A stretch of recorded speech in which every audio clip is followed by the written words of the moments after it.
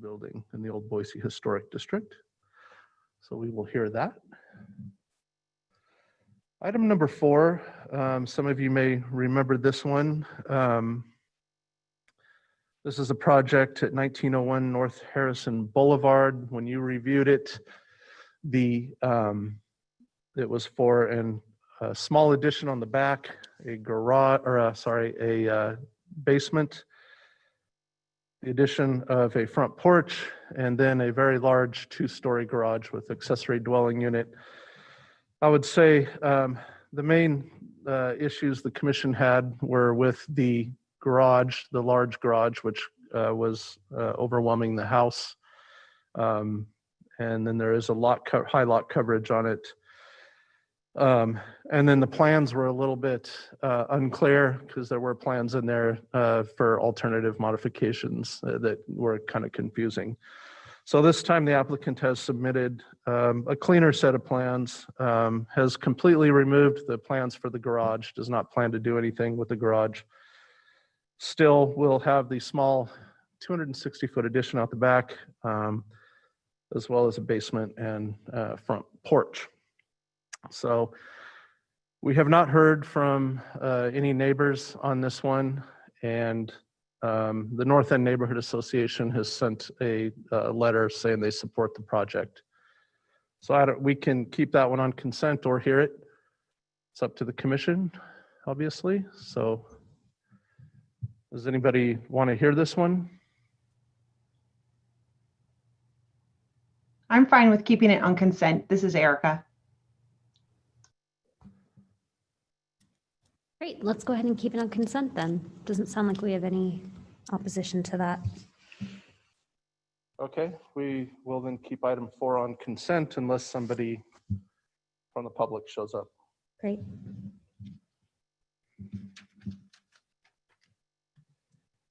Item number 5, DRH 20574, location 1114 North 17th Street.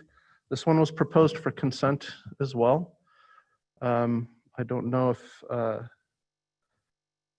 let me check. Don't think we had anybody sign up for that one. So at this time, we don't have any public comment on this one. So we can keep that one on consent if it's the wish of the commission as well. And item number 6, DRH 2576 at 132 West Main Street is a modification to a project that was previously approved by this commission about a year and a half ago, I think. They're modifying some of the materials and a bit of the design on it. So this one is proposed for consent as well. Wonderful. Any questions for Ted? Hey, Ted, this is Commissioner Koski. My audio didn't, I don't know about the rest of it, but my audio didn't come in until you got to item number 4. So I didn't know what you said about the first 3 items. So if you could maybe let me know, it'd be great. Thank you. That is true for me as well. Okay. Thank you. So I'll go down the list. Item number 1 is deferred to February. Item number 2, we will hear. Item number 3, we will hear. Item 4 is consent. And item 5 and 6 are proposed for consent as well. Thank you. Yeah, thanks, Ted. So we're done with the agenda, and we'll go ahead, and I'd like to welcome our Cody Riddle, who's our Deputy Planning Director, and he would like to introduce himself and has a few words for the commission. Can everyone hear me? Okay. Yes. Good. I showed up. Ted shared the link, so I showed up as Ted. Obviously, he's much smarter at this than me, but it is really me. Mainly today, I just wanted to show up and thank all of you. It's been a very strange almost year now in these hearings where you're all but one of you, I believe, tonight are in your office or your home or something like that, and we appreciate you sticking with us and being patient as we work through these, challenging times with the virtual and hybrid format.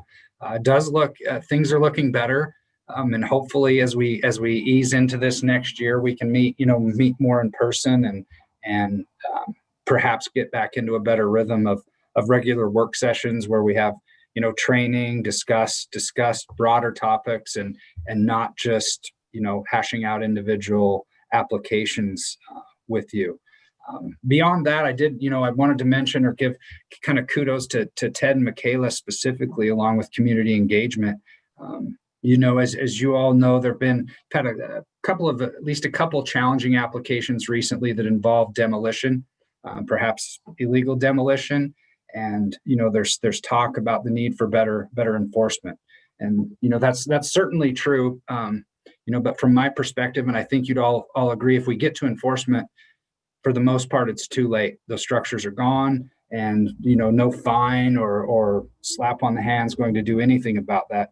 I think as a staff and as a department where we can do a much better job, though, is through outreach and education. And again, Ted and Michaela have been working on a lot of things there. We recently sent an attachment in a utility billing, just kind of the do's and don'ts or links to work in the historic district. An annual mailing either just went out or is going out with similar information to every single property owner in the historic districts. Ted and Michaela have created a 1-page kind of do's and don'ts list that's available on our website and will be attached to every certificate of appropriateness that we issue, either administratively or through your actions as we move forward. Michaela and Ted have both actually created some informational videos that they've narrated on kind of hot topics in the historic districts, including demolition. Beyond that, we're looking or considering, just how we can look at contractor training or certification. Licensing is something that we need that goes through the state, but certainly we have the option locally to adopt some sort of training program for contractors. Maybe it's something as simple as sitting down with Ted, Michaela, or others, just that they've walked through the do's and don'ts of working in the historic districts with us. The hope is with all of that, I think in the past with enforcement, and honestly, some of that's on us. It's been pretty easy for someone to stand up, whether it be in front of you or council, and I guess plead ignorance for lack of a better term, that I didn't know I couldn't do that. Our hope is that, you know, if they've been told in 6 or 7 different ways in different formats, that it's pretty hard to make that statement. And then if we do get in the unfortunate situation of enforcement, which we are working on with city leadership, that any sort of prosecution sticks. So I don't know how many of these materials you've seen. We'd be happy to share those with the group in the future. You know, I guess with that, I would mention there have been a couple applications where your decisions have been overturned by council recently. My best advice there is, you know, it's hard, and I understand your frustration. You know, just be careful with the emotion and thinking of yourselves as the enforcement arm. That's really on us. And if you do make those kind of decisions, always fall back to those findings for us. So when we take that forward to council, there's something more for us to go on. Again, we're working with city leadership and hope to have a broader discussion on just what we can do enforcement wise in those unfortunate situations. But beyond that, again, I just wanted to thank you for working in what's been such a challenging environment this last year. And, you know, as you have ideas for work session topics and things like that, don't hesitate to bring them to our attention. If we need to start out the year in sort of a virtual hybrid format, we can. And then as we get into the year and things continue to improve, hopefully we can get together in person. So that's all I had. Happy to answer any questions you might have for me or let you get on with your evening. Hey, Cody, Commissioner Koski here. I just want to say that the mailings and the outreach have been great. I live in historic district, so I got one of the mailings, but I've also had numerous other people from other districts reach out to me saying that they've also received them. So, and they were pleased, you know, they were surprised to see them. I read them. I think it's great. I think it's fantastic. So good job. Thought it was great. Like I said, that's largely like Ted, Michaela, and community engagement, but we modeled it somewhat after work we do we do that annually for people that own property in the floodplain. And honestly, I think some owners don't realize, like in the case of the floodplain, what that means. In the historic district, they don't realize what that means. We have owners, as you know, paying cash for homes and maybe not reading the fine print as much as you know people used to. And so I think these letters, it's something we hope to do annually. So as ownership changes, we're bringing all of those owners along and you know, having that initial interaction with them. And then by attaching some of that to the certificates of appropriateness, we're catching the contractors, architects, and everybody as well. Again, really trying to close that loop, because when we get down to enforcement, it's the fines that we can impose. It really, I don't know if any of you watched that recent council hearing. I believe that it was the owner that said they would have just paid the fine to gone on their way. And that's disappointing. So we're hoping that through education and outreach, we can avoid that sort of situation.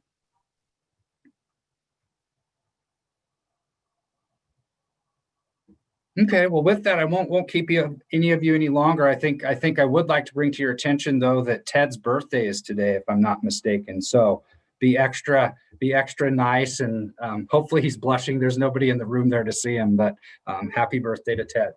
He is. We can't see it because he's wearing a mask. Thanks, Cody. We appreciate All right. you. Thank you very much. Thank Cody, you. thank you so much. Have a good night. Cody, you too. Okay. Happy birthday, Ted. Yay, happy birthday. I get to be here. I know I was going to say your birthday night and you get to spend it with all of us. You know, it's so funny, Ted. My birthday's on Wednesday, and I, for some reason, thought that the 27th was a Monday. And so I was like, oh, I get to be chairing a hearing on my birthday. And then it didn't happen. But now it's your birthday. So Yeah, I get to. perfect. Yeah. Okay. So in the past, when we used to be able to meet in person, we've sat and talked about some changes that we need to make with the program, or throwing out some ideas of what we need to make, maybe changes with the matrix, maybe changes with how we address materials in the historic district, and various things. So I'd kind of like to start that process and that discussion of what would we like to see, as far as changing, how the matrix is laid out, and changing, what we might allow in the historic district. So I just have a very basic PowerPoint here, that I'll bring up.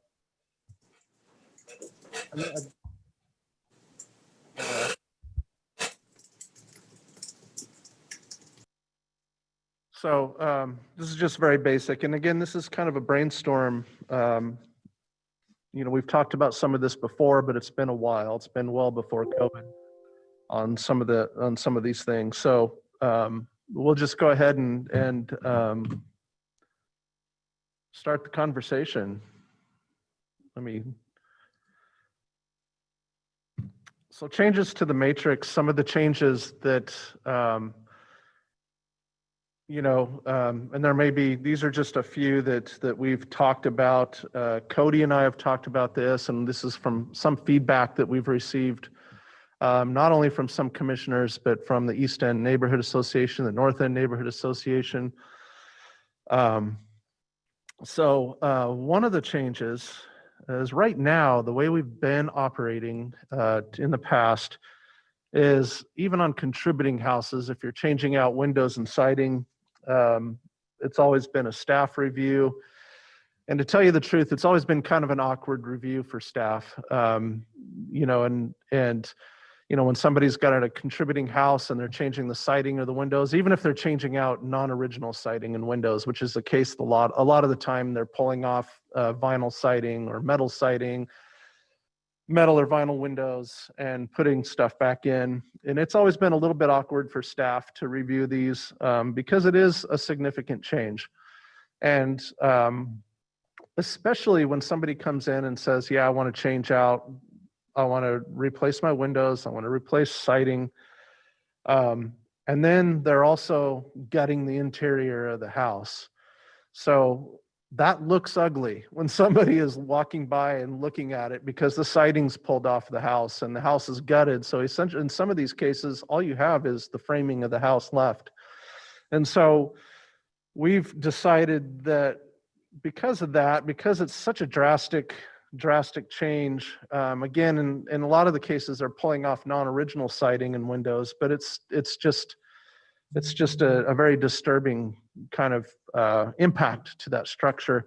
So the change that we're looking at is, on contributing houses, at least, replacement of windows and siding on areas visible from the public right of way. So, if you're changing windows on the back of a house or on where it's not really readily visible, we would still be able to do that through a staff review. But if it is visible from the public right away, if you can see where the siding's being changed and the windows are in a very visible area of the house, then that would come to the commission. And that's a big change for people.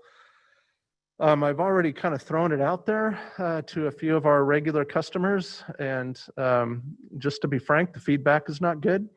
But in talking to Cody and talking to others, it would make it kind of takes a burden off of staff to not have to make these decisions or to look at what they're putting back on our own. And so we think it's a good thing for the commission to have to look at that,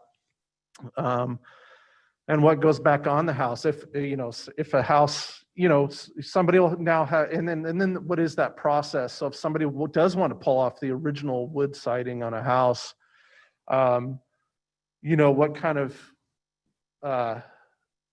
proof do they need to bring that the siding is, or evidence that the siding's not repairable?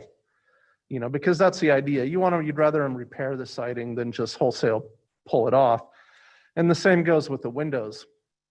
And I'll just some background on that. When I first started doing this, our manager that we used to have for historic preservation, we had these discussions, and I would talk to her about, why don't we require people to repair the siding, or why don't we, especially with windows, is kind of the real big one, is why don't we require people to repair those original wood windows rather than allow replacement without much question. And the response to that was that we don't have enough people around in our town or around here that repair windows. So finding somebody that can come and repair your wood windows or look at your wood windows, the idea originally was that that's a burden. That's too much of a burden. It's not feasible. And so we just we just kind of proceeded along without looking at that part of it. If you're in another area of the country, where, like on the East Coast, where you could throw a ball and hit a historic preservation, somebody who rehabilitates houses and rehabilitates windows, it's just not as common here. So a lot of times somebody might have to send the windows out to have them repaired, or hire somebody to come into town from out of state or something like that. So it was seen as a bit of a burden, but I think we're kind of, I hope, evolving from that, and that the reason we want to bring this to the commission is to put more scrutiny behind it, and so that's kind of the idea behind that part of it. And that's kind of the big one that we're doing. And this is something we also need to run by the mayor. We need to let the mayor and council know, because this will create some serious kickback, I'm sure, from our development community who's not used to having to do this. And probably increase our appeals, maybe. Yeah, that was my thought. But Ted, didn't we at one point used to hear applications like that? Not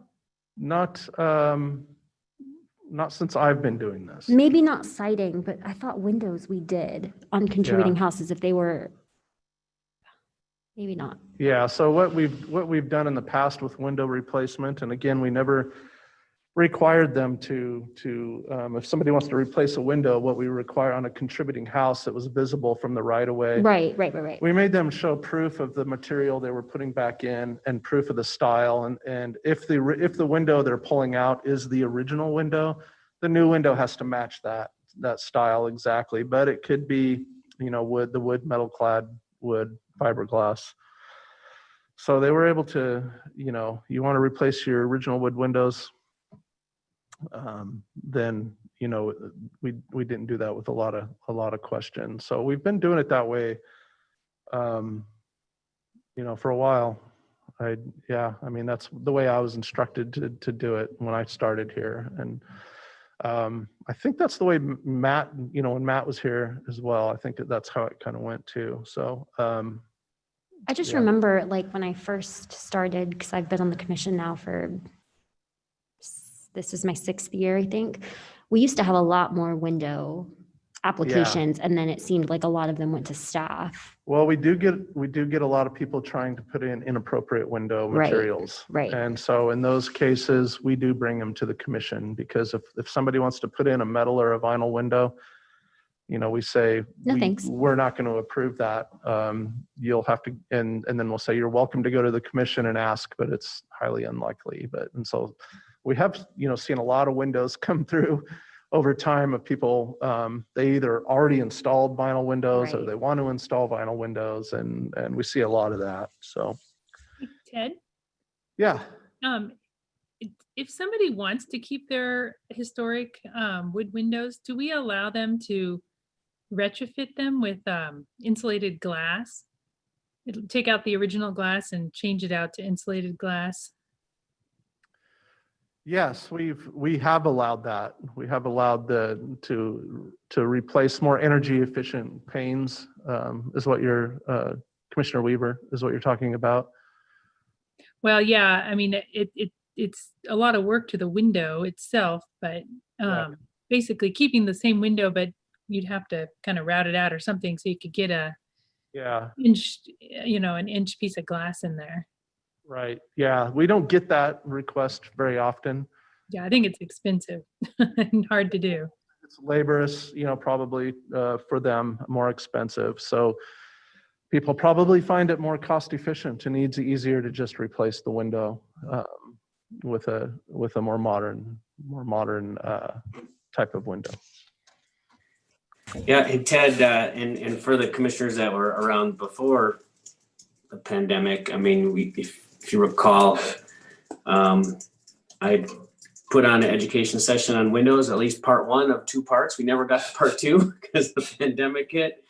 But I do work for a window manufacturer, and I've been in the window business for 30 years. So I'm happy to put on any further kind of education to help us out, or just to educate us as much as possible and answer any questions, at least, because Windows is kind of a big thing architecturally, and it can be confusing, and I know it's probably topic number 1 on the staff's list of questions being asked about. So it is. Windows are by far the thing we deal with probably more than anything else, and so it is a big one. For sure. And you might recall that I think it was, I can't remember when it was, but I'd sent out a call for anybody on our commission or anybody else that knew of anybody that knew how to restore historic wood windows. And we just did come up pretty empty on that. Anybody, locally that somebody could hire to restore their old wood windows. And that's just part of the problem here. And that's what, that's what's going to make it a little more difficult on people if they do come in and we do require that they restore those windows. I think we need to find some resources, and Commissioner Brown works at SHPO, and I know they have a list of resources. I don't know how many of them are very local to Boise, but I think if we move forward with this, we do need to figure that out and find some resources. So if any of you know of any or come up with any resources as well for restoring windows, that'd be really helpful. Hey, Ted, this is Commissioner Brown. So on that, if part of the problem is no one requires you to repair the wood windows, so there's not a lot of people that actually practice that kind of craftsmanship anymore. So part of it's if you build it, they will come. So if you start requiring things, people will learn it. Another thing that we could do is also have the city hire somebody to do a workshop, and then anybody interested in learning how to repair wood windows themselves. So that's part of the problem. In that, in places I've lived in the past, that always brings up people. Because they want to learn how to do it themselves. They don't want to have to pay somebody to do it, because it is costly, as I'm sure Devin knows in the window business, to repair it. So I think having some workshops for these homeowners that might be, and maybe it's not just windows, maybe it's repairing wood siding, how to do it properly. I think that's something that we should be considering. The city should be making an effort to do. And that could be something we do with the State Historic Preservation Office. Yeah, I agree. That's a good idea. And I have, I don't know if any of you know Frank Eld. He's a local. I love him. He's my neighbor. great. He's awesome. He's so great. He knows how to restore homes, and he's somebody that I've talked to about potentially doing a work session on restoration. He seems like a guy that can do anything. So I would assume he could restore windows as well, but having him do a workshop on some of that kind of thing is something that's been on my radar as well. And we can talk about that definitely some more, but it's definitely a direction that would like to start going. So the other one is accessory structures, ADUs. Right now, the matrix requires that if you're constructing an ADU, that ADU has to be reviewed by the commission. The problem with that is that the commission doesn't really have the authority to deny an ADU based on it just being an ADU. So if somebody's opposed to these people building an ADU, that they don't want an ADU, we can't really deny that. The best we can do is look at the design of the building and is it appropriate? Is the style and design of the building appropriate? But as far as the use of an ADU, can't just say, no, you can't have an ADU on this property, because that's kind of really a right for people to have. And there's a whole nother application process. So if they get approval through this group to construct an ADU and this group approves of the design, they have to go through another application process anyway for the ADU. And they have to notify all the neighbors and go through a different permitting process for that. So what we proposed is that all accessory structures would be an administrative review unless they exceed the height of the house on the property or exceed lot coverage, the lot coverage maximum. So that's kind of a proposal that we're putting out. Would that also include setbacks that aren't met?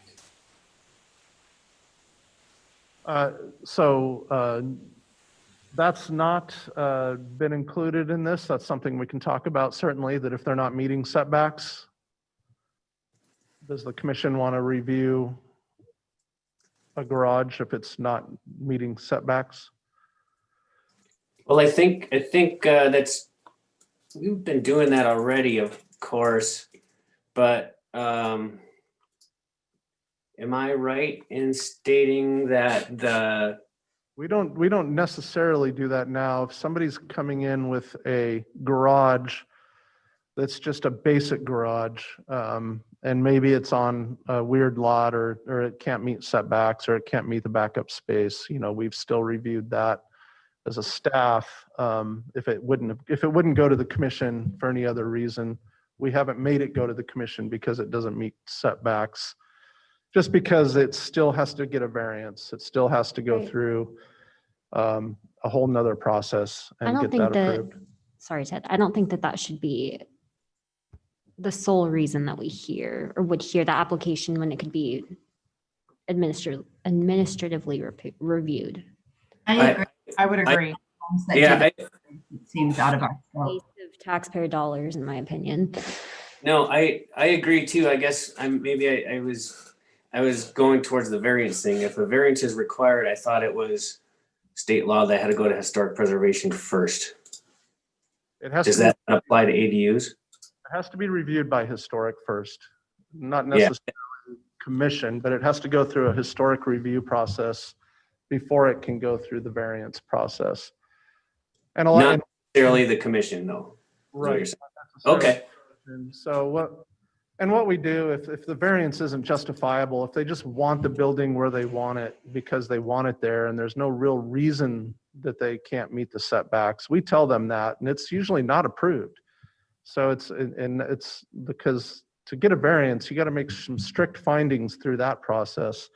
So if there's no reason for them to need the variance, then a lot of times they're encouraged to redesign to meet the setback, or or the commission, the Planning and Zoning Commission, will just deny it, and then they need to come back and redesign through us. So I think we're through our new zoning process. I think we're one of the recommendations is that we start to crack down on variances as well, and be a little bit not give them out as quite as often maybe as we've had in the past. So I like what we're going here, because it sure be nice to move some of these projects along and not hold people up. If we don't have to review ADUs, I'm all good with that. right.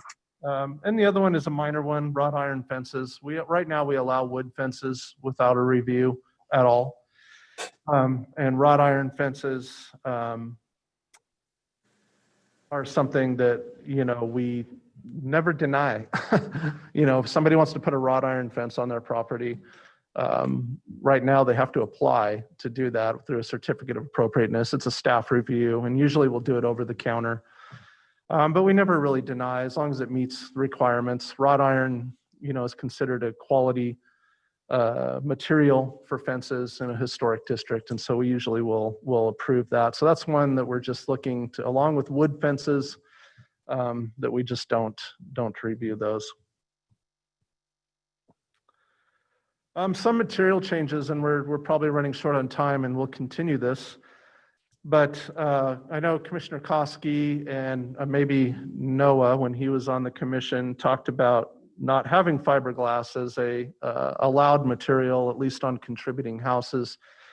One of the reasons for that is it's just one of the reasons, for staff, it's confusing sometimes.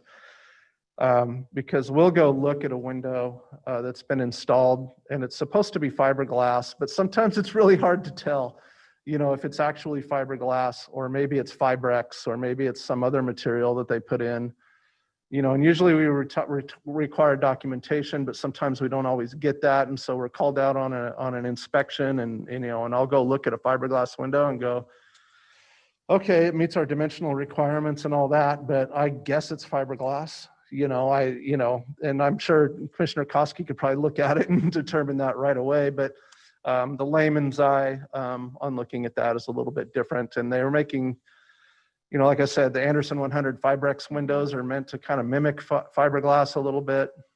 And even some of the more modern vinyl windows, are a little higher quality and kind of look like a fiberglass sometimes. So some of this is just stuff that I think we need to talk about, and maybe on contributing houses, we only allow wood and metal clad wood. That would be another big change. That'll upset people, that we'll have to do some notification and let people know that this is a change that's occurring. We've allowed fiberglass for forever. I think clear back in the early 2000s is when they started allowing that. Shakes and shingles and shakes do not come in smooth, hardy. And so the past practice is when it comes to those, we kind of been allowing, faux grain shakes just because they don't come in smooth. But, the thought is maybe we don't allow shakes and shingles to be hardy or fiber cement anymore. And then if you want to install shakes, they have to be wood and natural wood grain. So, and again, we'll talk more about this. We only have 5 minutes left, but I'll bring all this back and we'll continue the conversation. And I think you guys can also email me your comments and ideas on this as well. Another idea that we've talked about in the past, is treating non-contributing buildings differently than we do contributing buildings. So we do have material requirements, stricter material requirements on all of our buildings, really, whether they're contributing or not. But if it's a non-contributing building, do we want to treat that building differently as far as the material requirements? And I gave a few examples. Do we want to allow vinyl or metal windows on non-contributing houses? And it has been brought up by the commission in the past that, especially on a mid-century house, it might make sense, or it does make sense, to allow them to have a metal or a vinyl window, or to have some alternative material, because that was the era that those kind of materials came into play. Alternative siding. Right now, we do not allow any kind of composite or particle board siding. Do we allow that on non-contributing houses? About every year we have people approach us wanting to do a LP Smart Side, and trying to argue with us that those are quality materials, but we've just never allowed composite materials and or particle board. And I know Noah, former Commissioner Richter, was a big opponent of particle board and those kind of composite boards being used for siding, just because they, over time, collect moisture and fall apart. And then roof materials. We generally, on a case-by-case basis, have allowed metal roofs on garages, and some non-contributing houses. Some new houses get approved with metal roofs, no problem. Artificial slate, stuff like that. So the idea there for you to think about is, do we do we want to go down that road where we're treating contributing houses differently, or treating non-contributing houses less strict when it comes to materials than we do contributing houses? I think there's an argument both ways to do that. And then when you're looking at non-contributing houses, you're looking at a full slate of, you're looking at a non-contributing house that maybe was constructed within the period of significance. And you got non-contributing houses that are, mid-century houses. And then you got brand new houses that are built, so there's, kind of a tiered thing going on there. And we tend to allow more alternative stuff on brand new houses than we do other older non-contributing. So that's something that I would like to throw out. Is that a road we want to go down? Do we want to think about doing kind of a tiered process with what we allow non-contributing and then, so on? Hey, Ted, I just had an idea for that tiered structure. So I always bring up that maybe this house, if the district was resurveyed, would be contributing. So maybe we could have it like a setting, kind of like the National Register. If the house is over 50 years old, it's a little bit more strict. And then if it's not 50 years old, then it could be a little bit more loose in those guidelines. But that's something we could look at too. Because I know we have lots of mid-century houses that, if we resurveyed the districts, which we should, because we are, I'm sure, close on our 50% number for contributing versus non-contributing. So I think that's maybe something we could do, but. Okay. Yeah, that's definitely. So we're running up against our regular meeting. So I'll bring this back next time and try to flesh it out a little bit more. And we can continue this conversation a little bit further and kind of work through it. Thanks, Thank you, Ted. Ted. I think this is great, Ted. Thank you so much. We just have a couple minutes until we're gonna call our hearing to order.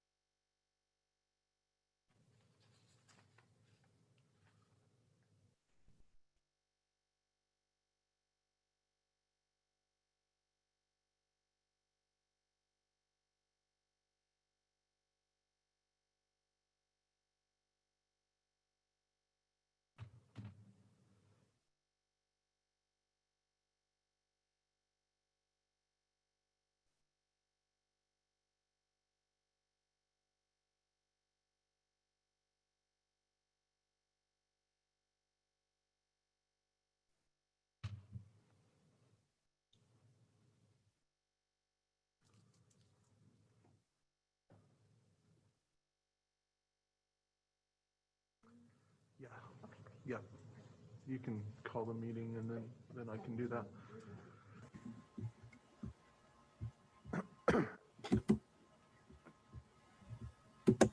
Evening. Today is the 25th of January, 2021, and this is the scheduled time and place for the Historic Preservation Commission meeting. I am Chairperson Montoto, and I now call the meeting to order. Victoria, would you please call the roll? Rupp.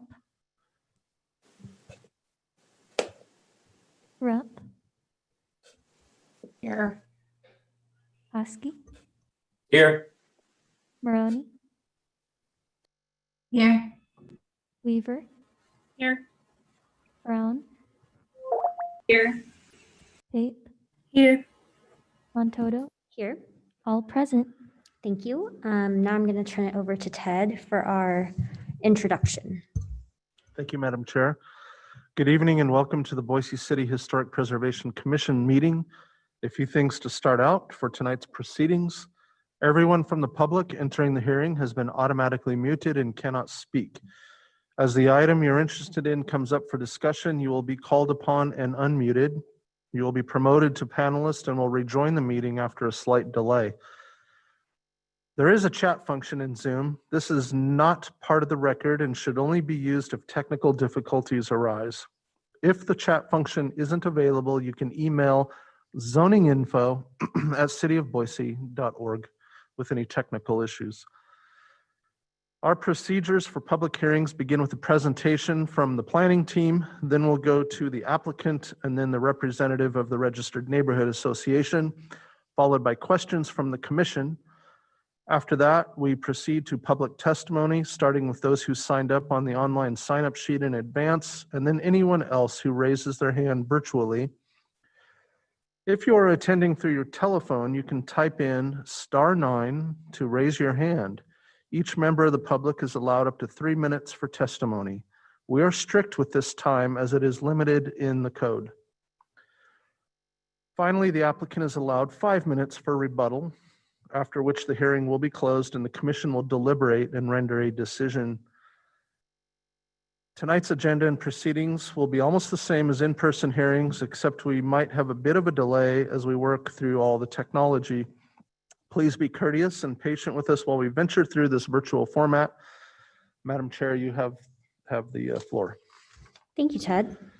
Have all the commission members had a chance to review the minutes from the December 28th, 2020 meeting? Yes. Oh, great. Does anyone have any comments or changes to the minutes? Hearing none, I will now take a motion on the December 28th, 2020 minutes. I'll move to approve the minutes. Thank you. Do I have a second? Second. Great. Victoria, would you please call the roll? Rupp, Aye. Here. Koski, Aye. Maroney, Aye. Weaver, Aye. Brown, Aye. Tate, Aye. Here. Montoto. Aye. All in favor, motion carries. Thank you. I've been informed that there's one item up for deferral.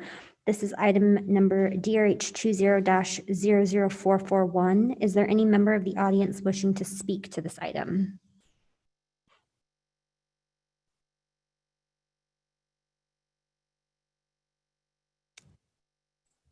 Madam Chair, we do have one. We do have one.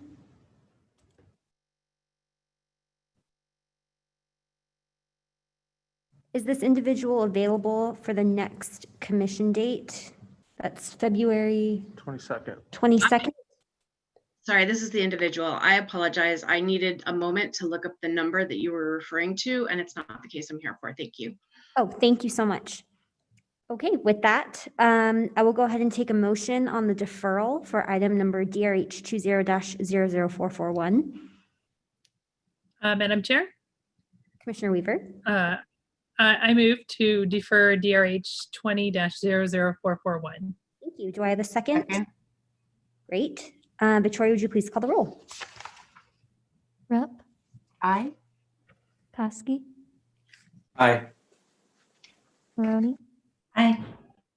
Weaver, Aye. Brown, Aye. Tate, Aye. Montoto. Aye. All in favor, motion carries. Thank you. I believe we have 3 possible items for our consent agenda this evening, beginning with item DRH 20-00573. This is Joe Levitch at 1901 North Harrison Boulevard. Does the commission have any questions on this matter? Is the applicant present? I am. This is Joe Levitch. Hi, Mr. Levitch. Are you in agreement with the recommended conditions of approval? I'm going to have to, it caught me off guard. I didn't realize that there was recommended conditions of approval. May I read them first and then get back to me? Ted, is that something we can accommodate? I'm not sure how that works. I suppose we can, I mean, they're pretty standard conditions on that one. The main conditions on that one is that the addition and the porch will encroach into the setback because the entire house is encroaching into the setback because it's a very small corner lot. So I guess Mary is here.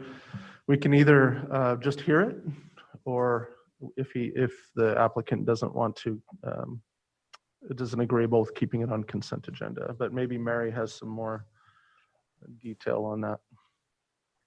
I would suggest that in order to make sure the applicant has adequate time to review the conditions of approval, that we just decline putting it on consent, have it as a regular hearing item, and it should go fairly quickly if there's no opposition or public testimony. Great. Thank you, Mary. Mr. Levitch, is that amicable to you? Certainly. Thank you.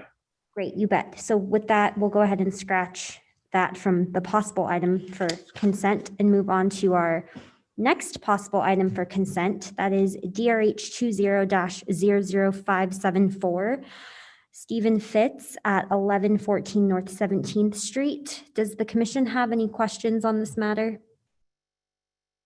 Is the applicant present? Yes, I am. Are you in agreement with the recommended conditions of approval? Again, I haven't seen the recommended conditions, but I assume they are. I assume they're pretty standard. We're not looking for any variance or. Can you hear me? Are you comfortable with us approving your application as is with the recommended conditions of approval from staff? Or would you prefer that we hear your item? I guess, how would I find out what they are? I mean, I can't imagine there's anything, but I guess. Can you speak to that? Yes, I'm comfortable with it. Oh, this is the item number 3. No, which one? 5. 5. Okay. Yeah, this one there, just pretty standard conditions of approval. There were no encroaches into setbacks or any other issues staff identified. So they were pretty standard conditions pointing to materials mostly. Great. Yes, I'm fine with that. Okay, wonderful. Staff, was there any written opposition to this matter? Madam Chair, staff did not receive any written opposition to this. I'm sorry, can you hear me? Oh, yes, sorry. We were just speaking to staff. Thank you. Okay. Is there anyone present tonight wishing to testify against this matter?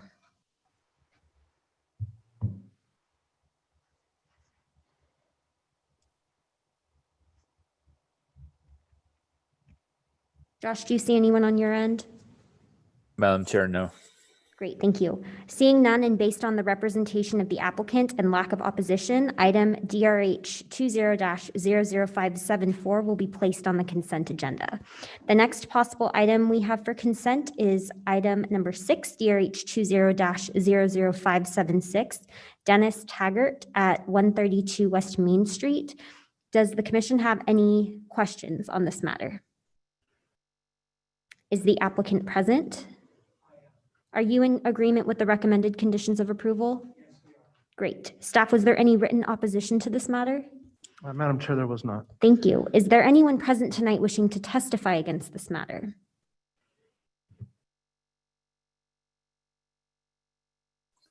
Madam Chair, none online.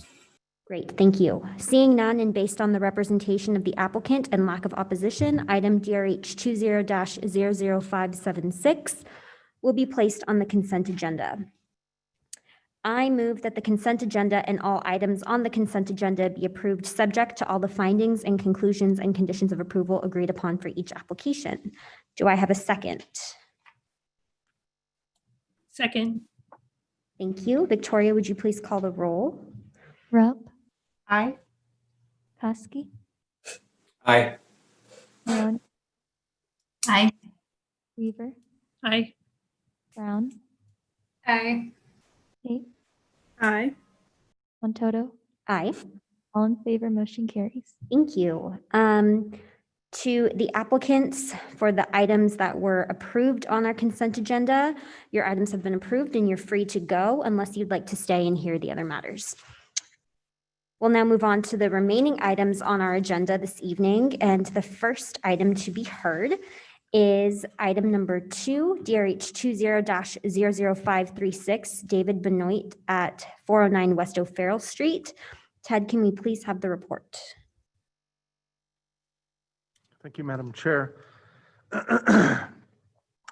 This is a proposal to construct a single-family residential structure and detached garage on a vacant substandard lot in the north end. This is an aerial of the property in the general neighborhood. As you can see, the vacant, it's a 25-foot lot. It is located here.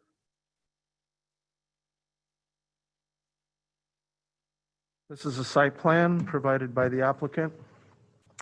Generally complies with our requirements and setbacks for the zone. As I mentioned in the staff report, however, it appears the applicant is proposing a 10-foot front setback. That, however, the substandard lot ordinance does allow for reduced setbacks, front setbacks, if it is within 5 feet of the adjacent properties. So the adjacent properties, when I went through and kind of just measured them using our GIS, which is not, 100% accurate, it's very general, but it appears adjacent properties have about a 20-foot setback. So if that's the case, then a 10-foot setback would not be appropriate or allowed through code. So the setback would have to be actually increased to 15 feet at a minimum, which at 15 feet is our standard front setback. Plus it would also, if the adjoining properties have a 20-foot setback, it would be in general compliance with that. So another point to be made is that is potentially, and this is a condition the commission may include on this application, if it does indeed have a 10-foot setback. First of all, it might not be allowed to have a 10-foot setback, but if it did, it would have to be within that 5 feet of those adjacent properties. So a condition could be added on to require it to hit that 15-foot mark. I'm not sure the applicant would have much of an issue with that, but that's the main issue with the site plan as far as we could see. It does meet lot coverage requirements as well, 35%. And it is a one-car garage with a open concrete drive, uncovered parking area for the second required vehicle.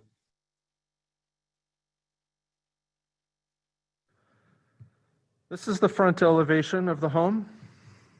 As you can see, it has a hipped roof with a front porch. The peak height is about 20 feet.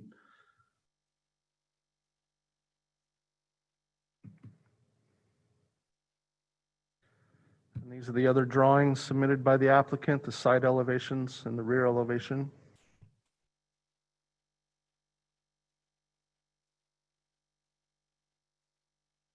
And then these are the adjacent houses. This is the house located, I think, to the east.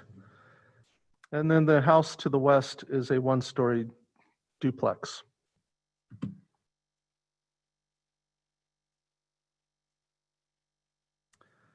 This is some photos provided by the applicant of the general neighborhood.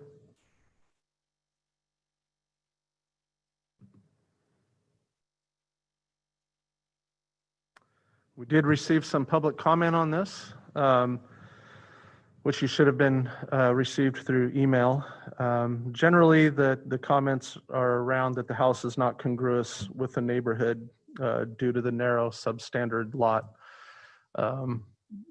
dimensions. It is a 25-foot wide lot, as previously mentioned, which is the minimum width for a buildable lot.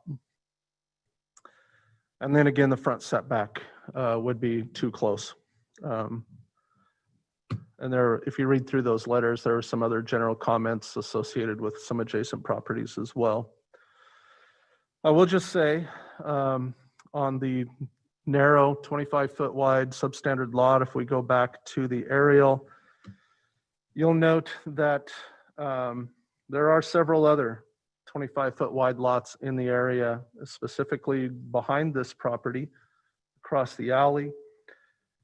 And down here are some 25-foot wide lots.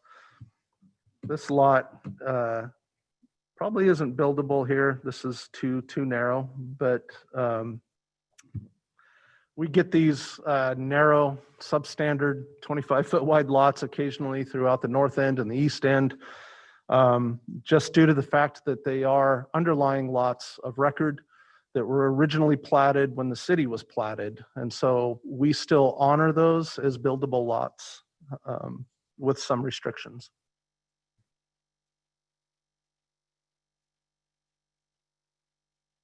So with that, we do recommend approval of the application. Other requirements of the substandard lot ordinance are that the height of the house or the actual size of the house has to be in relation to the adjoining properties. So for instance, you can't build a full two-story house unless both adjoining properties are a full two-story house. So this house we would consider a 1 to 1.5. It looks like a raised basement, so it'd be about a 1 to 1.5 story house. And with that, I'll stand for questions. I think the applicant is here and ready to also present. Thank you, Ted. Any questions for staff? Madam Chair and Ted's Commissioner Koski.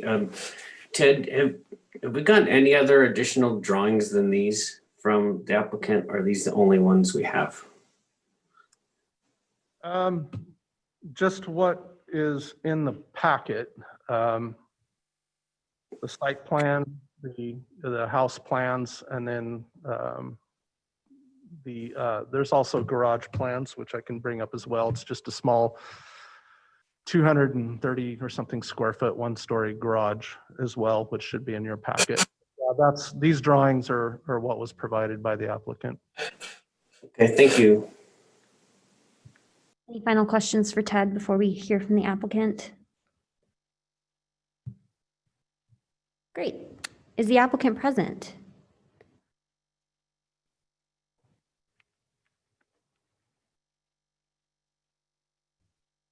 Yes, can you hear me?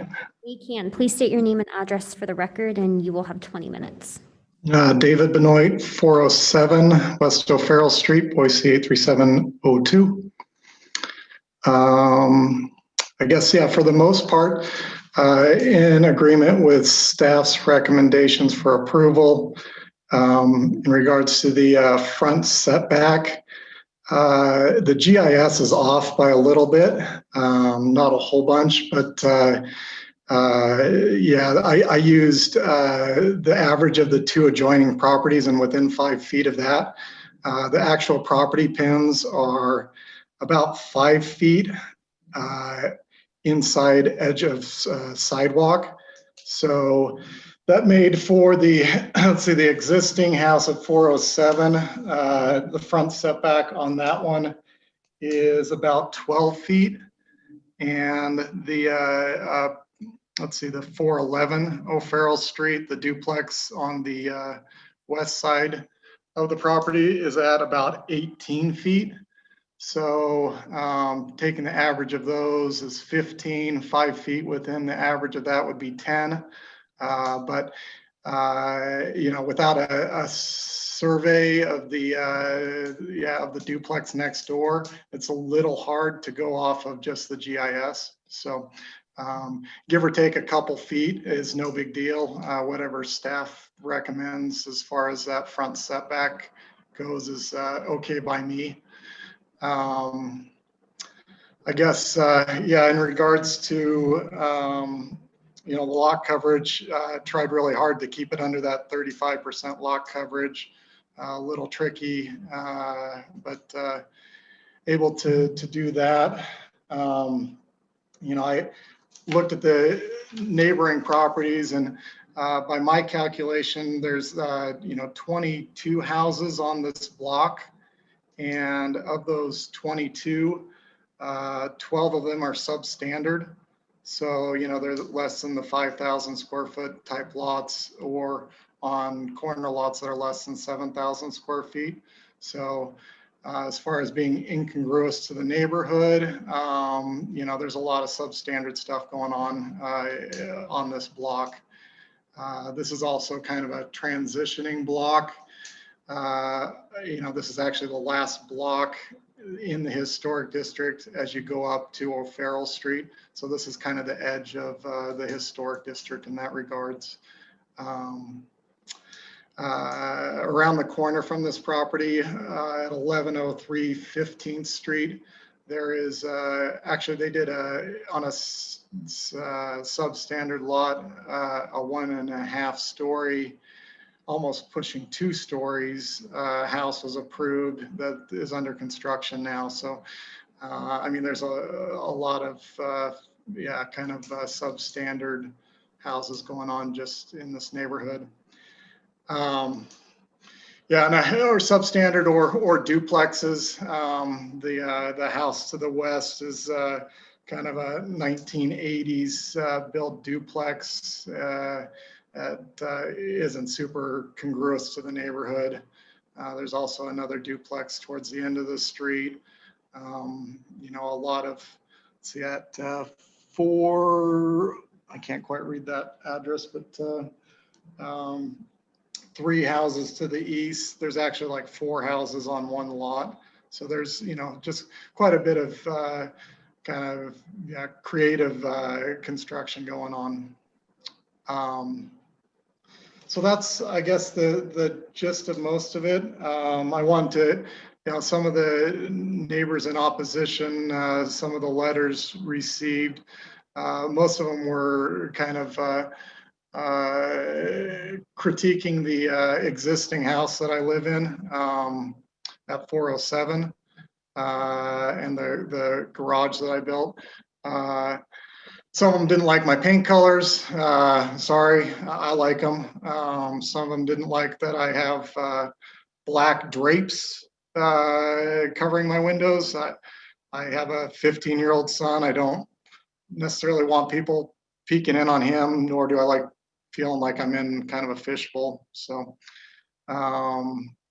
they didn't like the size of the garage. The garage is not an ADU. It's just I use it as a garage, and then there's a kind of an office area and just a storage area for my bikes and that kind of stuff. But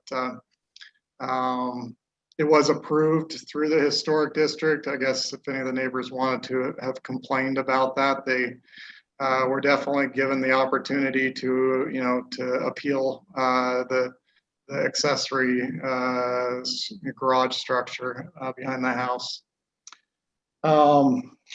Let's see. One neighbor was questioning if there's enough parking. There is the two parking spots off the alley. There's also some, there'd be room for 1 car on street parking.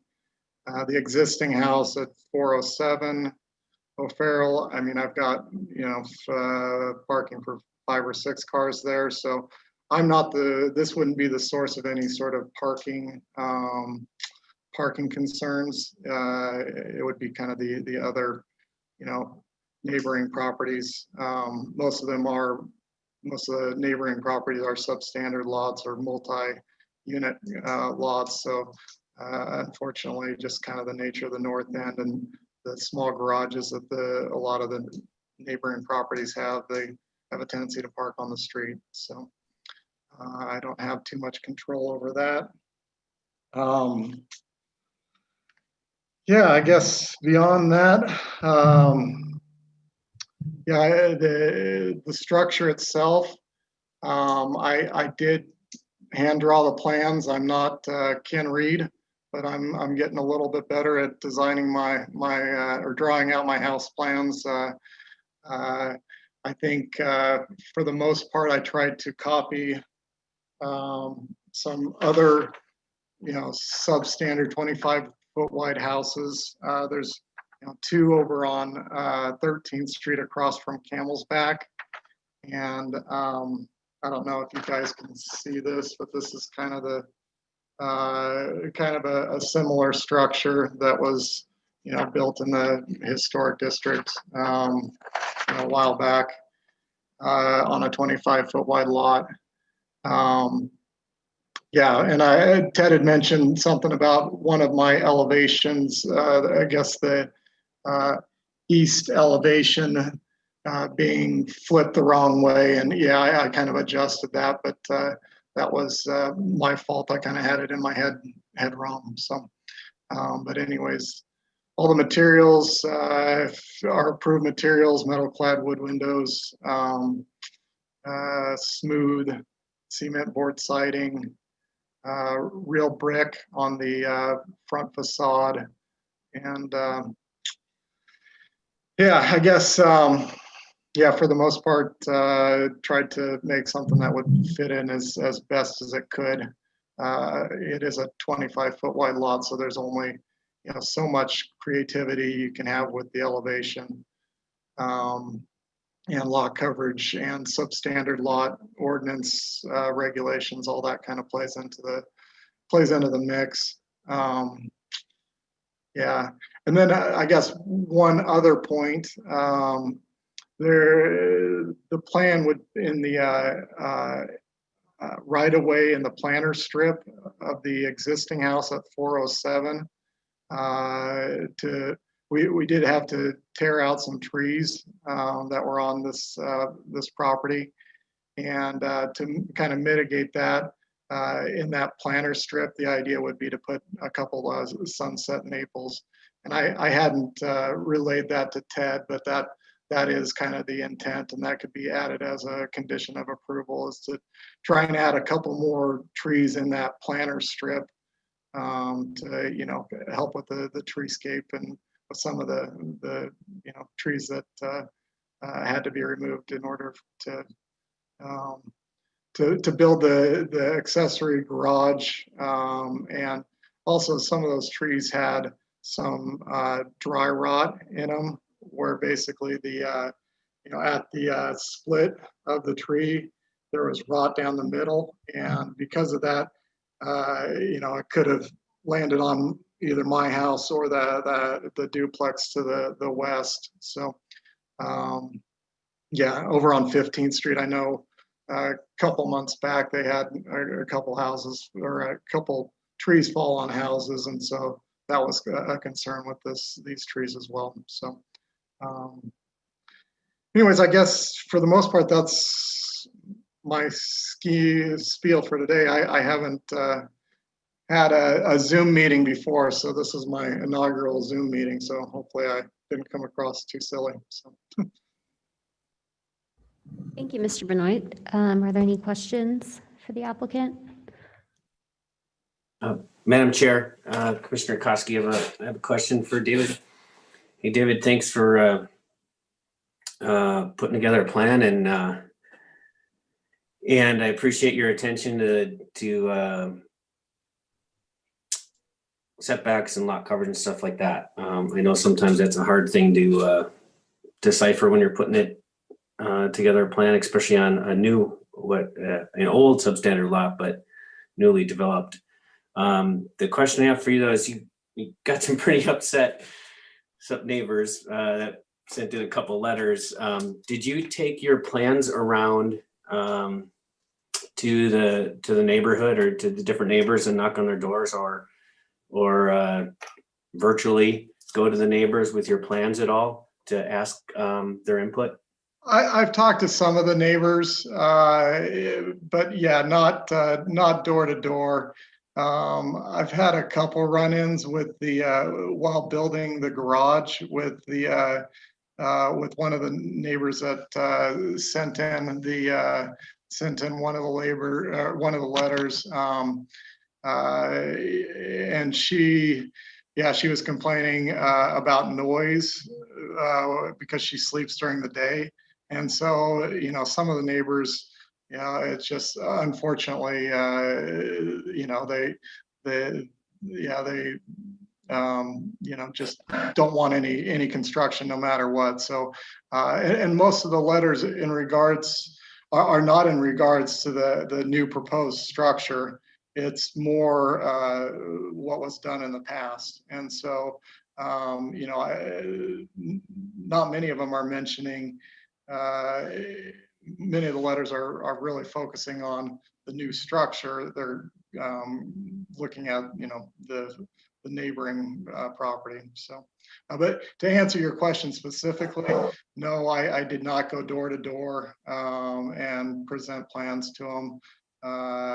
With COVID and everything else, I figured I'd address their concerns at this meeting, or up until a couple days ago, there was only, I guess there's only been like three letters, and two of those letters are from the same property, the owner of the duplex. So anyways, I didn't know I had this many people in opposition until a couple hours ago, really. So. Okay, thank you. Thank you so much. Is the Registered Neighborhood Association here to testify?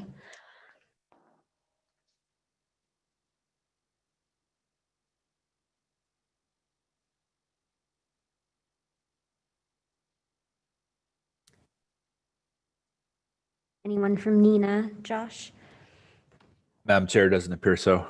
Okay, great. Are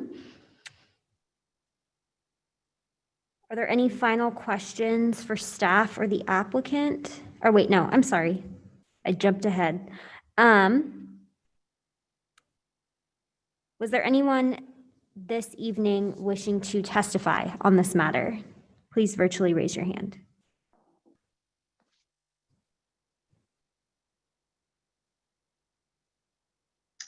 Hello, I was just unmuted.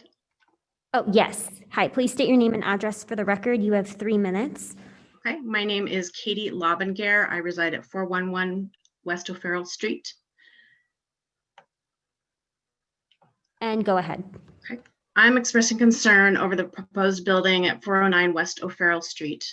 Point 1, the design guidelines for residential historic district have several recommendations regarding width between housing units, overall mass of structures on a property, maintaining sightline views along the street corridor, and use of materials. As noted in the project's summary, the width between this new development is inconsistent with and lower than the average spacing between the other homes on the block. The requested setback of 10 feet is under the minimum setback requirements and disturbs the view along the block. There is already differences in the setback of the houses on either side, and this additional odd placement adds to the disrupted nature. The overall massing of the new house is substantially smaller than the homes both to the east and west, and smaller than many on the block. Additionally, to the east, Mr. Benoit has built a garage that is taller than the house on 407 West O'Farrell, in which he resides.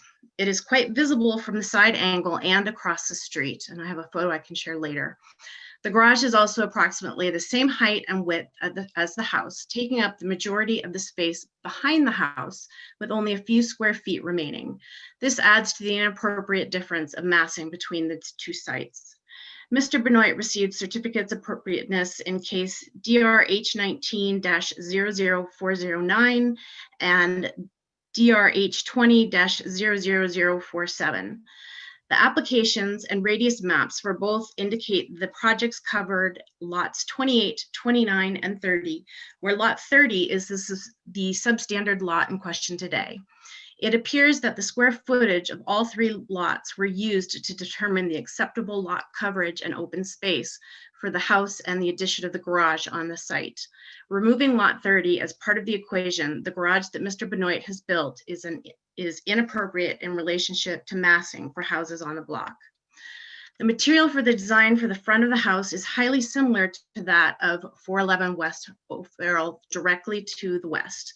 The guidelines recommend that while materials along the block should be similar from house to house, there should be noticeable variations. Both are composed of wood and brick with similar porch structures with columns. Combined, the above suggests a disruption in the cohesiveness and distasteful appearance of the block if the new home were to be built. Mr. Benoit's earlier certificate of appropriateness project case DRH 20-0047 indicate the removal of trees covering lots 28, 29, and 30, where lot 30 is the substandard lot in question today. Thank you. That's your 3 minutes. Thank you so Okay. much for your testimony. Were there any other members of the public this evening wishing to testify on this matter?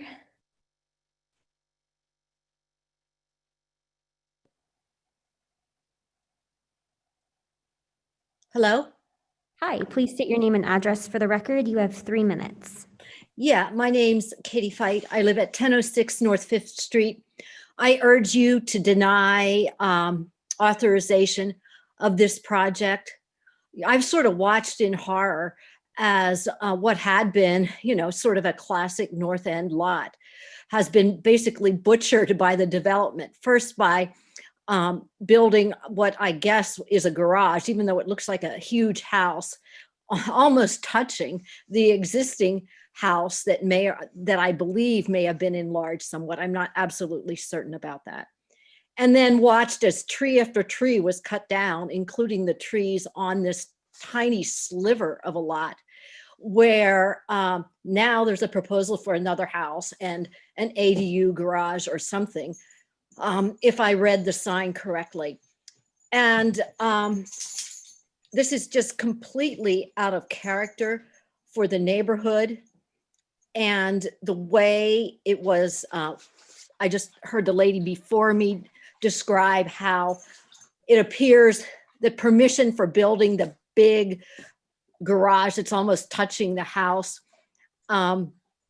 took place, including the space where this net little sliver of a lot is, where the new development is to be placed, that this is just absolutely in violation of how any credible development should be taking place in the city, and appears to have violated, how a developer should go about doing a project in the historic district. So I urge you strongly to deny this request. Thank you. Thank you, Ms. Fight. Were there any other members of the public wishing to testify this evening?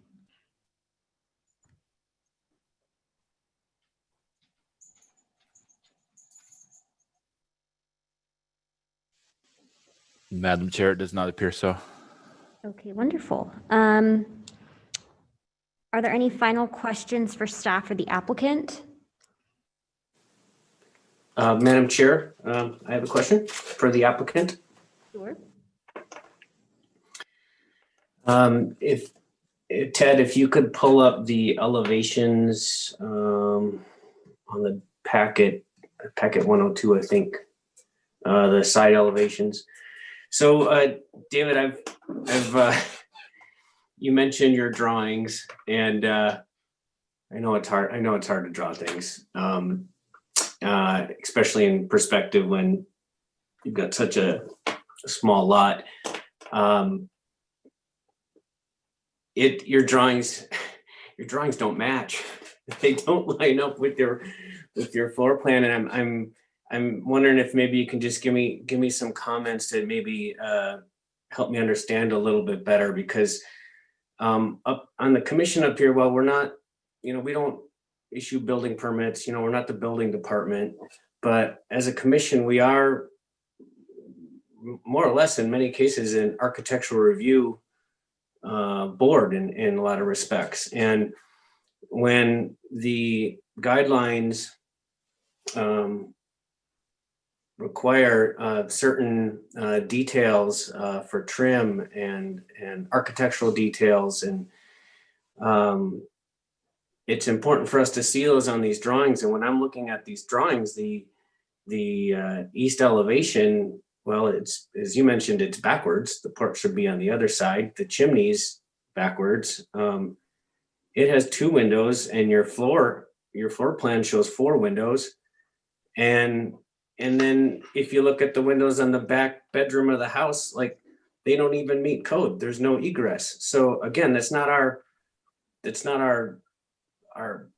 part to determine that, but I struggle greatly with the drawing that I see is very inaccurate. So maybe you could provide for me some details that would help me understand a little better. Would you be able to do that? Yeah, sure. I'll try. Well, first of all, I did redraw it. I don't know if you can kind of see. I still did miss those secondary windows. I think I added those in the master, but there are two windows that do meet egress for that back bedroom that are at the back of the house. But then, yeah, I redrew it and kind of switched the orientation. I don't know if you can see that well, but anyways, that all I did try to address, and I apologize. Like I said, it's not my, the side elevations from the street. You really can't see the side elevations on these substandard lots. It really comes down to the front elevations. But yeah, I did mess up and put the porch on the wrong side on one of them, and I did dictate the what siding and everything else was going to be used. I guess I did my best to try and dictate the quality materials and everything in that regards. Typically, what has happened in the past with these is, I can't draw, framing and any of those kind of details that the building permits will require. And so what ends up happening is I'll take this plan, I'll take it to an actual draftsman or / architect. They'll, take the gist of it and then put it into an actual building set of plans, of which Ted then signs off on in order for it to be submitted for building permits. So that was kind of my intent is, this is basically as close of a representation that I could give you. With a couple mistakes, but in the same regards, Ted will still have the final say before anything actually gets submitted, and he'll verify that what's submitted matches the intent of what was approved at that point. So that's I guess probably the short answer or long answer. So. Can you describe to me what the trim details are like around one window as an example? What is it? Is it, because right now your drawing doesn't have anything like that, and the permit doesn't, or your application doesn't state any of that either. And if we're going to approve this, it'd be nice to know what I'm approving. So do you have an idea of what that trim? I mean, typically around a window, it's 6-inch smooth hardboard siding kind of, fascia. A lot of times I know historic likes a 2-inch reveal. So that was the intent. Yeah. Okay. Thank you. I appreciate it. Yeah. That's all I have, Madam Chair. Thank you. Mr. Benoit, you have 5 minutes for rebuttal, or you can yield your time. Okay, I guess it's in regards to the opposing neighbors' comments. I think I addressed most of those previously, but this does meet the substandard ordinance. It does meet the lot coverage. Unfortunately, it's, meets the height requirements. It's still a 25-foot wide lot, and it's a buildable lot. So I don't know as far as architecturally if there's anything different that I could do to make it much better. There's been quite a few of these approved, and I guess did the best with what I have left there. So and happy to answer any further questions, but I guess I ask you approve it with any sort of conditions that you guys see fit. I'm open to working with you guys however makes sense for you. So. Thank you. And with that, I will go ahead and close the public portion of the hearing, and we'll consider a motion or some discussion. Madam Chair, I'll start some discussion since I seem to be the one asking the questions earlier. I think because I was going to start with you anyway. So okay, great. I think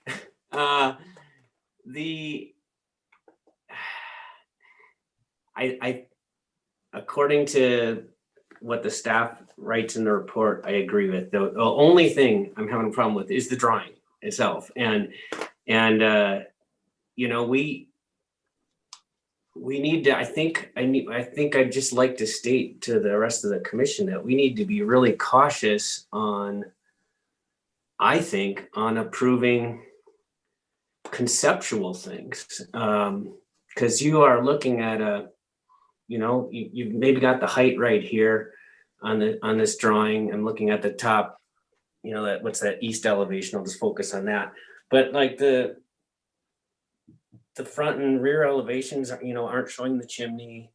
The east elevation is really it is backwards and doesn't have as many windows. And if you look at the heights and the proposed heights of the windows or size of the windows on the west elevation, and there's no trim detail.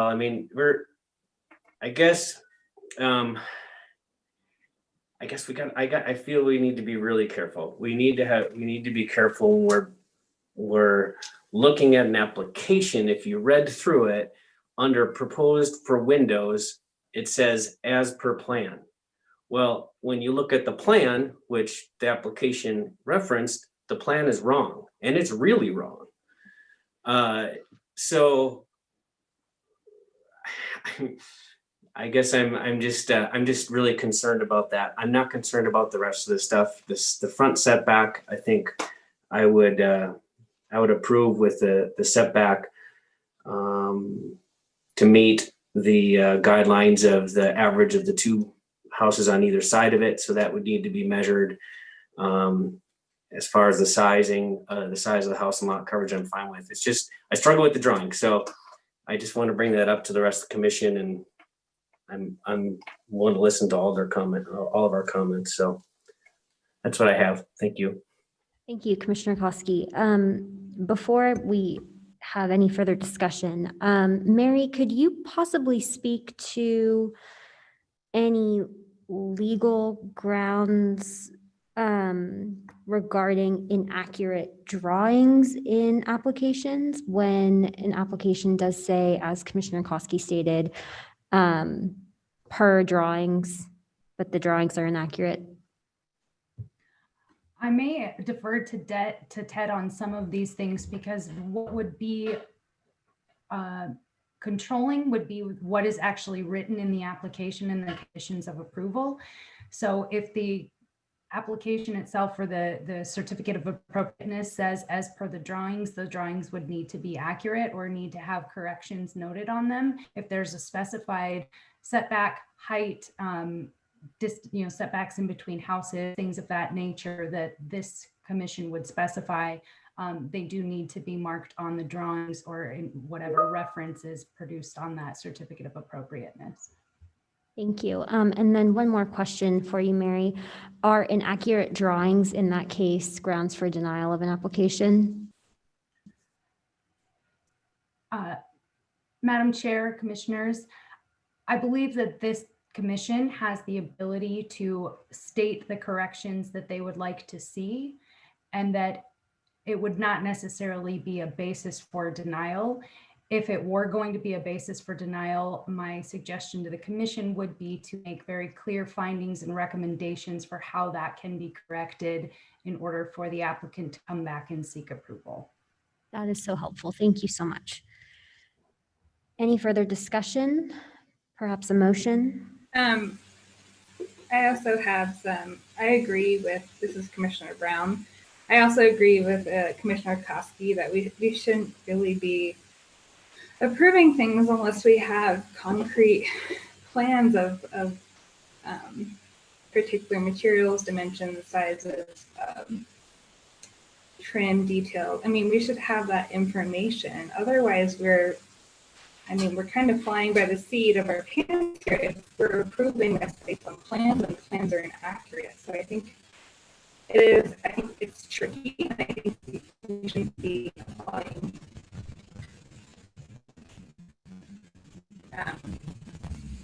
we shouldn't be maybe approving things unless we know concretely what they're doing. I had a difficult time hearing a little bit of Commissioner Brown's feedback, but I got the gist of it. But I just wanted to let you know, it was just breaking up a little bit. Thank you, Commissioner Rupp. Did you have any thoughts you wanted to add as well? I can see, this is Commissioner Rupp, and I appreciate Commissioner Brown and Koski's feedback, and I definitely think expertise and insight to the plans and what they bring is of value. I will be supporting the application, as I do believe, based on conditions of approval and setbacks, as what we may need to add to our recommendation. But I trust that if the plans have to be finally approved and staff have to review that and give final approval before they can proceed, I feel comfortable with that. Thank you. Would anyone like to make a motion? Madam Chair, I'll make a motion. Commissioner Koski? I will move that for DRH 20-00536, move for approval based on staff's recommendations, adding that the front setback be adjusted to meet the guidelines of the average of the two houses on either side, and the additional condition that an accurate drawing is provided. Do I have a second? I will second. Thank you. Victoria, will you please call the roll? Rupp, Aye. Koski, Aye. Maroney, Aye. Weaver, Aye. Brown,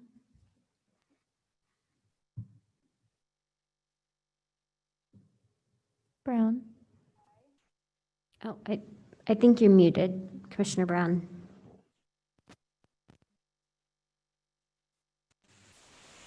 Aye. Aye. Montoto. Aye. All in favor, motion carries. Thank you. The next item we have tonight is DRH 20-00542 Richard Wilmot at 615 West Main Street. Ted, can we please have the report?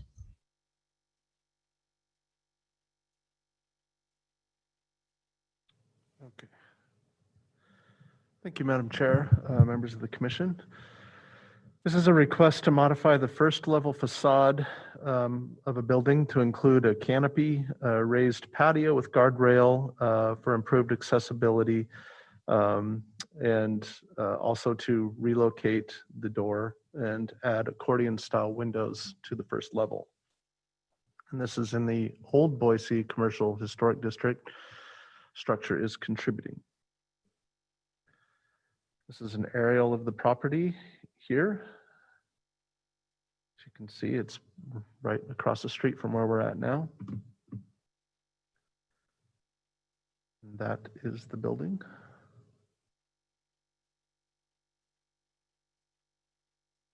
Previously, I had a Mexican restaurant in that closed. These are the floor plans. As you can see, the top is the existing floor plan, and the applicant will go into more detail on some of these changes. So you can compare the two and see kind of the floor plan alterations. You'll see on the bottom proposed floor plan, a patio, an enclosed patio will be included. And then again, the door, the main entrance to the structure will be relocated to the west side of the building, or to the far edge of the building. This is to another adjustment will be to on the actual floor, to adjust the floor of the structure to make it more ADA compatible and to align with code as far as ADA requirements go. And that was part of the idea behind the location of the door as well.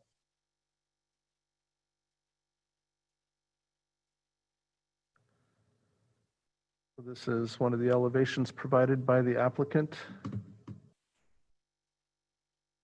As you can see, there is some changes here. The applicant is proposing to, there are some decorative columns. If we go back to there are some decorative columns that the applicant is proposing to keep in place. However, between those columns will be the accordion style doors that will open up to an open patio seating area.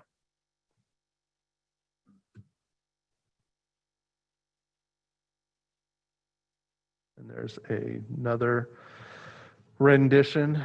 The proposed colors will be black and a kind of yellow gold trim.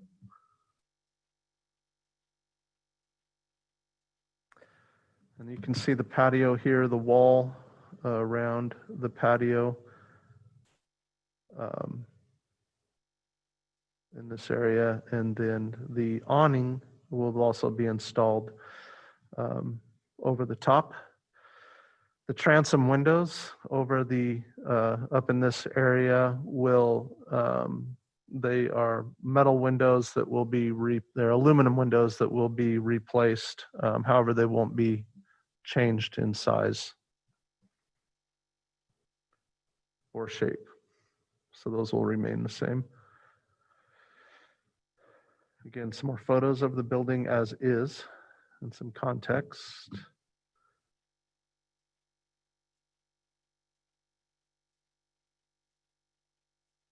And staff does recommend approval of the application with conditions of approval listed in the staff report. And I believe the applicant is, the architect for the project is also available online.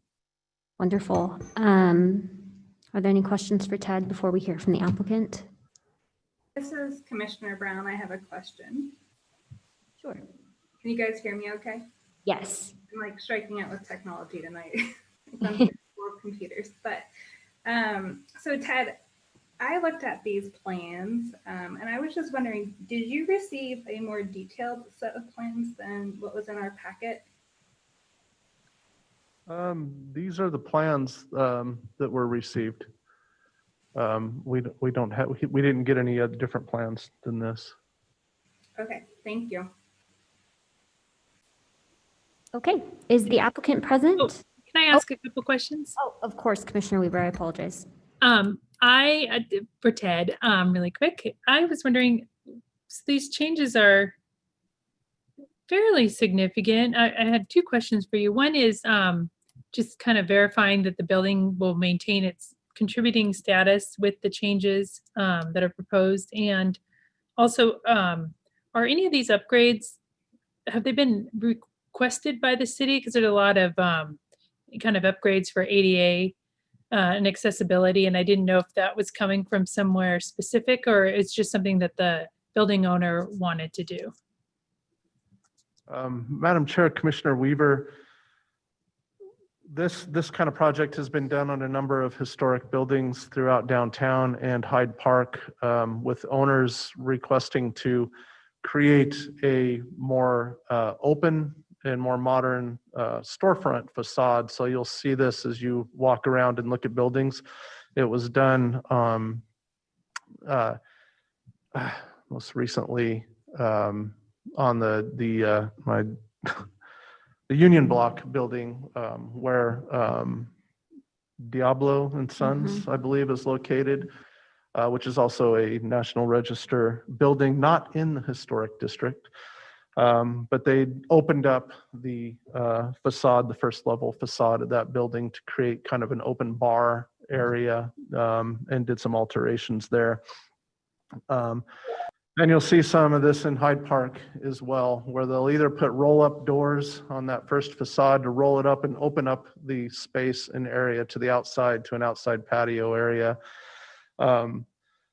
With these applications, we do also transmit them to SHPO. So we especially with National Register buildings, to try to get some feedback from SHPO, or a letter of, indicating whether this is an application that they consider will, negatively impact the National Register status or not. But again, these are projects we have approved throughout the city on historic buildings, and it hasn't changed the contributing status on those buildings as such.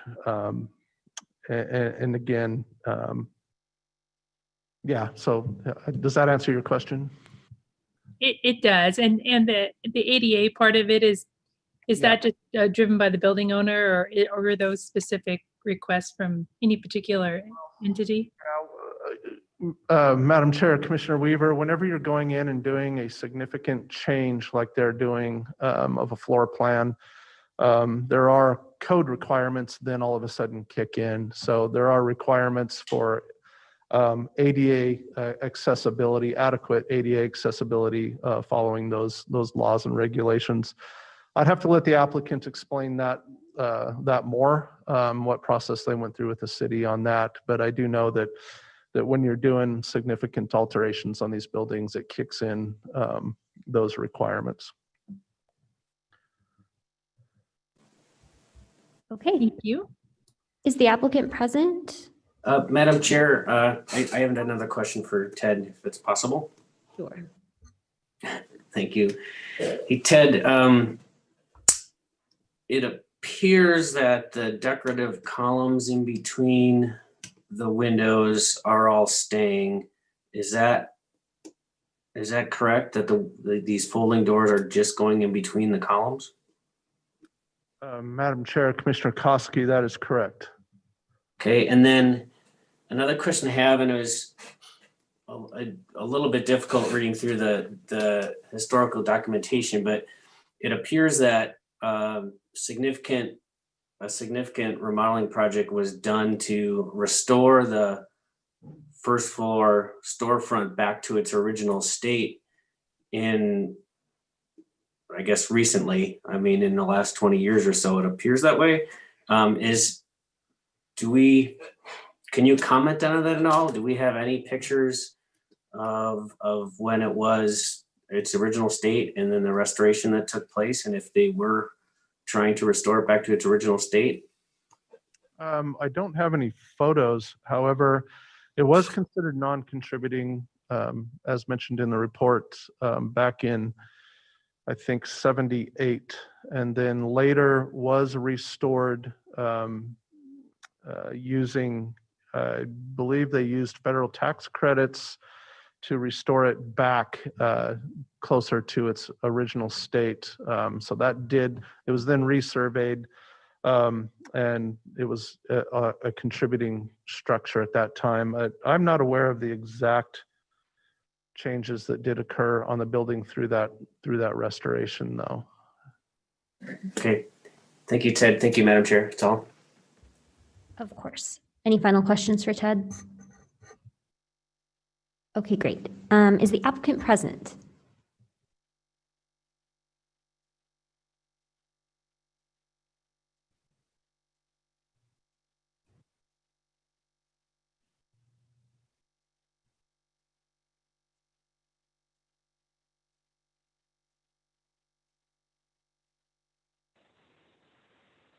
Yes, I'm present. Could you please state your name and address for the record? And you have 20 minutes. Great. Thank you, Commissioner. Richard Wilmot, Chrysalis Architecture and Planning. Address is 3914 East Presidential Drive, Meridian, Idaho. Ted, thanks for the presentation. And commissioners, thank you for hearing us this evening and considering our application. As you know, this building is very near and really the center of downtown Boise, right across from City Hall. It has undergone, let's just say, significant renovation over its lifespan. It's been anything from a marketing office to numerous and various restaurants.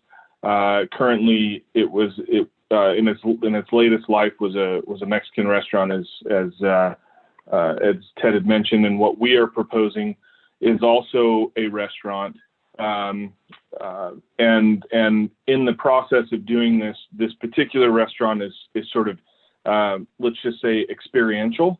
And one of the things that I would like to do, Ted, is it possible that I can share my screen? Richard, just a moment. I'll add you as a panelist and you will rejoin. Oh, great. Thank you, Josh.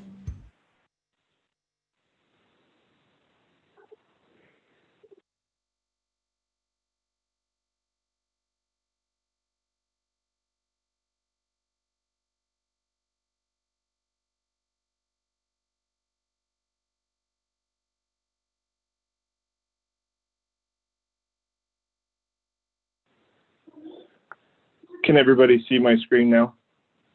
Great. So this image that you're seeing here is obviously the image that Ted had presented, and that represents our colors and some of the attributes of the elevation. But one of the things that is kind of important to our discussion, and I'll try to touch on some of the comments or questions that were raised by the commissioners during Ted's presentation, but relative to this particular building, because it has undergone such significant renovation over its lifespan, the building code does in fact require certain levels of accessibility upgrades to occur during any particular renovation. And early on in a renovation or an early stage renovation, say 10, 15, 20, 30 years ago when the building was renovated, it might have had, let's just say, restrooms upgraded to be made more accessible. But the building code basically isn't it's so exacting or specific. It just gives you certain criteria that you need to meet certain cost thresholds, and you also need to meet you need to touch on certain aspects of the building. Well, this building, because it has been renovated so often and undergone such renovations from time to time, we're kind of at the point where, let's just say, the easy outs in terms of making a building more accessible are no longer available to us. And so we're now looking at things that are more critical to the building, which are basically the accessible route. And what that implies or it refers to is the means at which somebody who wants to gain access to a particular building has to be provided with the appropriate accessible pathway to get into the building. And what's kind of unique about this building relative to some of the other buildings, even on this block and in downtown, is that the floor in this building is elevated above the brick sidewalk by 6 or 8 inches. And so what we are proposing is to provide full accessibility now to this building, which it in effect has never had. It has never been truly accessible. When it was built, that wasn't a consideration. It's a heavy consideration now.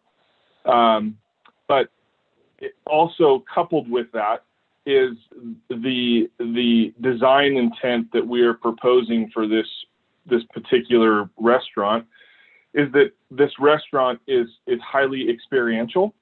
And as you can see on this image, there's this sort of grade image of a tree. This is basically it's a sculpture for all intent, but it's really the center of the showcase of this particular restaurant in itself. So as a point of reference, this entry door, which is our proposed location for the entry door, is on the western corner. And this circle that you see here is representative of the tree and where we propose to, let's just say, engage it with the interior space. So to sort of further on this idea of accessibility, we want everybody to be able to experience let's just say, the design dialogue that's created with not only the interior design, but the effort and the time and the considerations that we've made to the design to make this space interesting and a place that people want to experience. And so this tree is specifically located within the space as a main opening between the two halves of the building. One half has partial dining room, one half has partial kitchen. The other half is mostly dining with some of the restrooms and other access points to the building. But the idea with this particular tree is that you're able to see this and experience it from the front door. And now anybody is able to do that with this proposal. And so this tree is a critical component to sort of the design of the space. You can see as a point of reference, the door is being shown here, the opening is being shown here, which is this opening here. And so again, for us, it's really important to provide that equitable approach or an equitable accessibility to this particular building. And the way that we chose to do that and provide it in the most efficient way is here on the western corner. We recognize the fact that it is changing.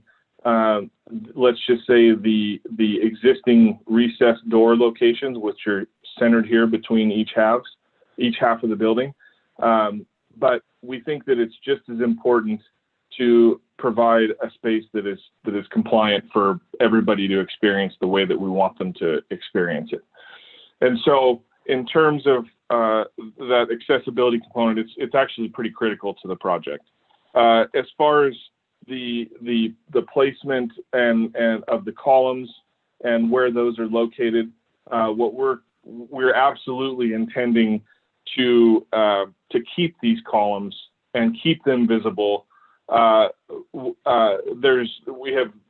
We think that they're just as important to the building as you do, and so we're maintaining those holistically in their exact approach. And one of the things that has occurred over the life cycle of this building is that it underwent a fairly modern upgrade and installed some additional structure just behind these columns. And there's these rather large steel columns. And our approach is to attach this canopy so that we are not having to attach to any of the sandstone or the concrete lintels or any of the brick. This canopy was really going to be cantilevered from the existing steel columns that are within the structure, which basically allows for a lot of that detailing and existing condition to remain in place, really unaffected. The one component that we are affecting, obviously, is a lot of the fenestration. We want to try to replace that to be something that is more modern, but still carries a lot of the characteristics that might have been experienced back when this building was built. Right now, these windows are all wood. They're all single pane. They're highly inefficient. They're just not conducive to the type of use that is imposed upon them. The doors currently are deteriorating. The window sashes, the trims, a lot of that stuff is deteriorating because they're not protected by any sort of canopy currently. And so what we are proposing is to replace these, a lot of this fenestration with a window system that is metal, that does have a glazing pane in it, that is energy efficient, that's weatherproof, that provides the insulating value that this building really needs, but also gives us the ability to add the detailing that we want in terms of, maybe these muntins are thin sightline, or maybe when we want to incorporate something that's a little heavier in these. But our approach, our desired approach is to provide these window openings with a fairly high visual of what's happening inside the space because of the time and effort that we're trying to design this interior space with. One of the considerations in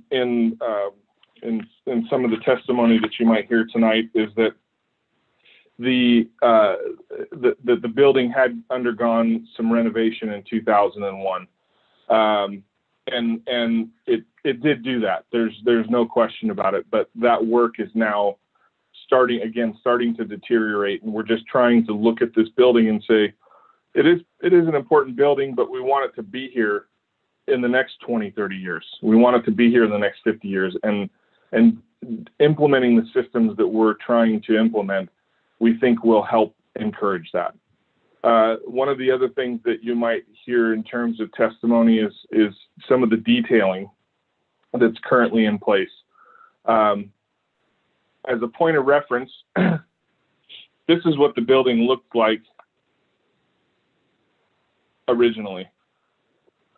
And it's obviously not what it looks like now. Some of the key components that you see missing are the steeple that no longer exists. These dentils that march across the top of the parapet, these no longer exist. Even the dentils that occur at the mid-band on the height of the building, these no longer exist. What we have now is a fairly simple building that has undergone some significant renovation since its existence. What we would like to try to do is maintain this street frontage, which we think is highly important, and we want to try to maintain the accessibility to that. Some of the other things that might be raised tonight are the idea of these panels, which are, sorry, they're a little faded. This drawing's almost 130 years old, and what's available, but these panelized systems, which are relatively representative on the building now down low, which you can kind of see here, we can, in this particular window system, if it's desired, bear with me 2 seconds. With this particular window system, again, we're desiring that we have full glazing to be able to experience the interior of the space. But if it's acceptable, we would like to try to incorporate some panels in here also, so that they are a metal panel, or they could even be wood for that matter. But we would like to try to, above the railing, try to keep it fairly transparent. But we understand that, if it's desired to have some detailing in these systems, that we can certainly accommodate that. We're not turning our head to history. We're just trying to enhance what we have and make it and have the building last for another 40 or 50 years, or 100 for that matter. So with that, we appreciate any thoughts or consideration that the commission may have. We're excited about the project, and we think it'll be a great addition to downtown. Thank you. Thank you, Mr. Wilmot. Are there any questions for the applicant? Madam Chair, sorry. No, you go ahead, Megan. I have a question for the applicant. Sure. If he would just go to slide 3, if he can, yeah. You have a keynote on there listing the body of the facade as a black brick. Is that planning on altering the whole facade, the whole body of the building? No. Okay. What we are proposing is exactly what is being suggested in the conditions of approval, is that we would paint. Let me sort of back up a second. Would I love to paint the entire building? Absolutely. But I think what Ted is suggesting is also appropriate, in that we only paint the brick that is currently painted. Now, as you can kind of see from this particular perspective, there is a fairly significant portion of this building on both the east and the west sides, here and up here, that are visible from the street. Not only the sidewalk that is on our side of the street, but the sidewalk that's on the other side of the street. So what we're trying to do is just be compatible with, this is representative of the door that we're proposing to fit in this location. It's sort of an iconic, interesting, highly textural door. It has interesting colors to it, and so we're trying to be compatible with that. So I'm open to discussion there, but if I had my druthers and I could do everything that I'd ever want to do, I would rather just paint the whole building. But I understand if we want to maintain the character and texture of the existing brick. Thank you. Any other questions, Commissioner Weaver? Madam Chair, this is Commissioner Brown. I have a couple of questions for the architect. So I spent probably 4 hours looking over this application and then reviewing our guidelines. I didn't even look at the Secretary of the Interior standards for the treatment of historic properties because I already spent way too much time on this application. And Ted, when I asked you about if you saw something more detailed plans than what I reviewed, the plans are lacking details of materials, dimensions. I have a question, is the patio, is it a raised concrete patio that you're proposing? Currently the patio is raised. We would like it to be concrete just for durability purposes.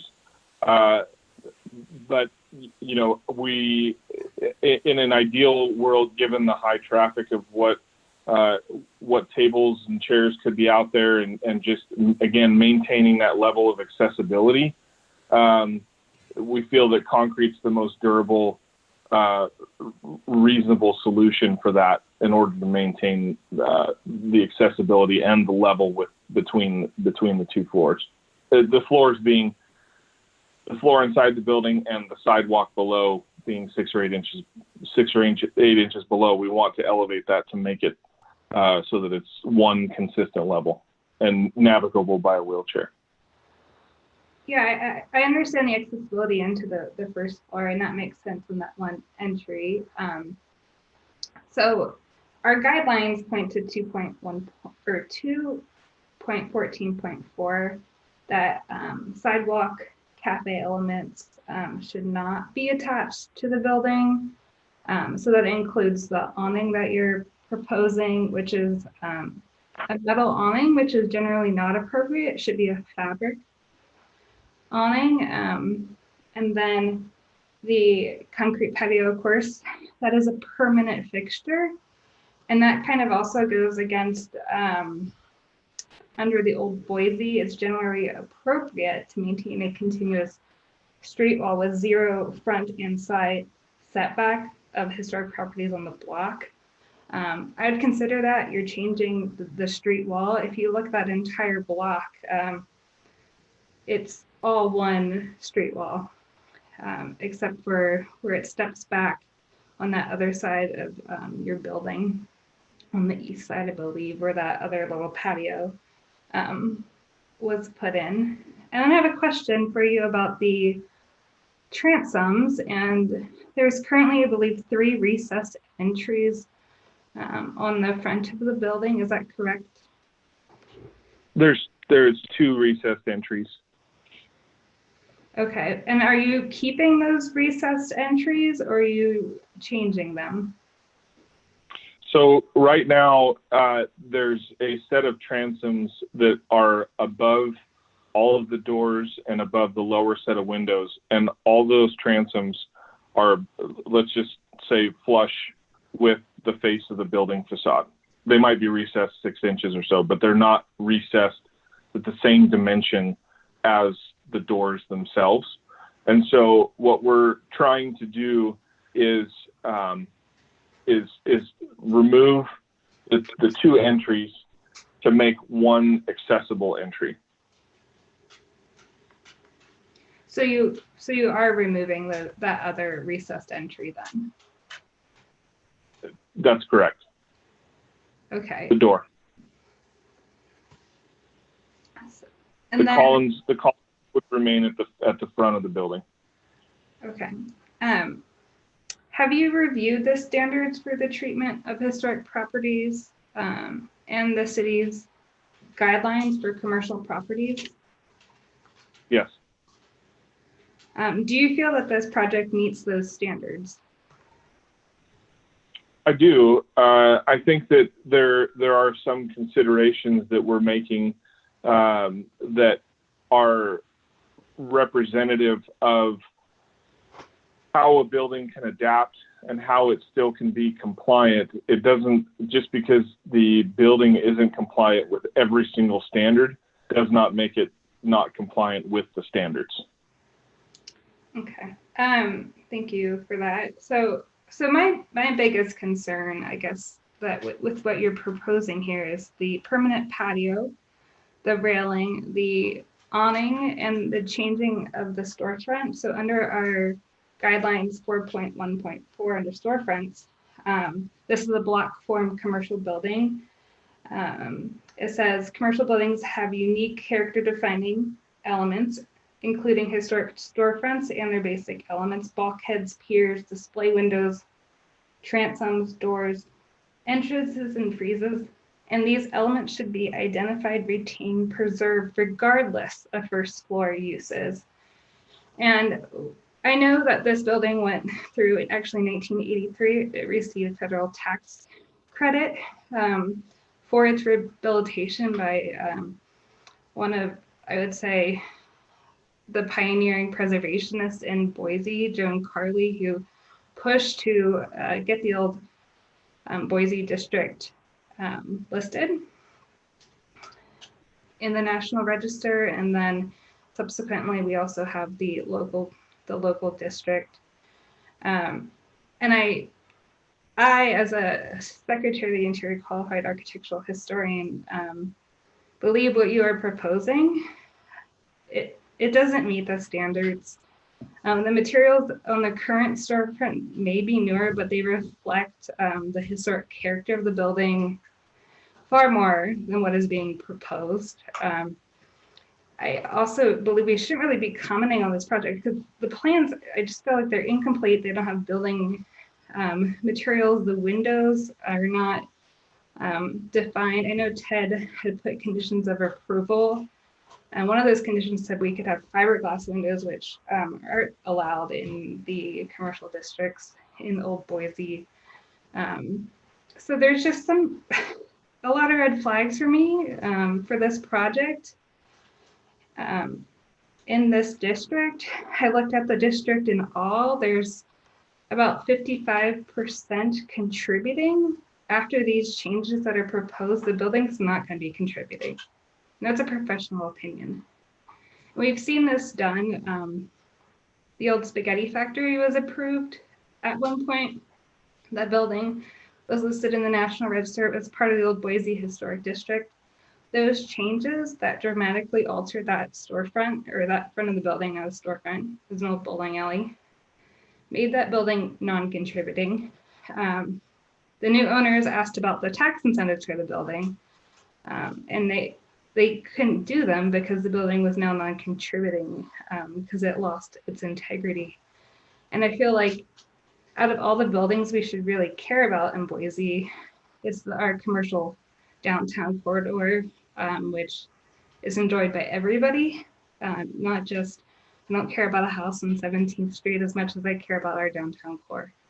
And I think the changes or the project you're proposing just, it does not meet the standards. It conflicts with them under 1.6.1.17. And I think with the proposal as it is now, I think you're gonna, the building's gonna be a non-contributing structure once you're done. Thank you, Commissioner Brown. Just for the sake of time, and I do appreciate your sentiments, I know Commissioner Weaver had a question, and then I would like to move on with this hearing process. So Commissioner Weaver, did you have a question? I do not anymore. Thank you. Okay, thank you so much. Is the Registered Neighborhood Association here to testify? That'd be Old Boise? Right? Downtown. Downtown Boise. Yeah. Madam Chair, I do not see any. Okay, great. Are there any members of the public wishing to testify on this matter this evening? Please virtually raise your hand.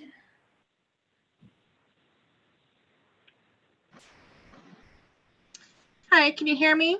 We can. Please state your name and address for the record. You have 3 minutes. Thank you. My name is Gabby Thomason. I live at 1303 North Eldorado Street, 83704. And I am here tonight to speak on behalf of Preservation Idaho. We're concerned with this application because we see 14 proposed changes that are in conflict with the city's own ordinances and design guidelines for commercial historic districts. In the case of this application tonight, we're just going to note 4 of them to stay within our 3-minute mark. Number 1, the proposed black and gold color scheme is not congruous with the design styles seen in the commercial district. We understand wanting to brand the restaurant, but it should be done in a manner consistent with existing styles in the district. Section 294 states that it is generally appropriate to paint and coat materials with muted colors and paint and coat doors in more vivid colors. Section 2911 states that it is generally not appropriate to paint or coat surfaces in bright, neon, or reflective colors. This should be an easy fix for the owners. Point 2, section 3213, the historic entry pattern will be altered by replacing 2 original storefronts into a single entry at the far west end. This alteration will not only relegate historic infrastructure to the landfill, it will eliminate a historically significant and character-defining feature of the building. Necessary ADA compliance can be managed in another fashion, as is being done in other cases. Point 3, section 214.3 and 214.4, the proposed canopy design is not well defined in the plan. For the city to say it has to be done in a way that doesn't permanently impact the building without requiring specific information on how it is to be done means that if it needs to be removed in 1 year or 20 years, these owners may not be around to ensure that it is or was done correctly in the first place. The building will have been adversely impacted with no recourse by the city. And point number 4, which has already been mentioned by Ashley, section 414 clearly states that unique character defining elements such as those we have discussed should be identified, retained, and preserved regardless of first floor uses. We support the reuse of this space, and these restaurant owners have a history of success in Boise, which we applaud. However, when businesses propose moving into existing protected historic buildings, it is required that the city be diligent in analyzing proposed modifications to ensure compliance with the city's codes enforced in our local historic districts. A look at chapters 1 through 4 of the design guidelines for commercial historic districts shows at least 14 sections where this design goes against both what is listed respectively as generally appropriate and generally not appropriate. Our historic buildings must retain their significance, and this is done by protecting both important design elements and historic materials. Covering up, removing, and permanently altering those elements and materials is in clear opposition to the city's guidelines. At this point, the architect can and should go back to make needed changes. So we are asking tonight that the application be denied until necessary design changes are made and other methodologies are clarified. And we would be happy to share a more complete list of our concerns if requested. So thank you for your time. Thank you, Ms. Thomason. Are there any other members of the public wishing to testify this evening?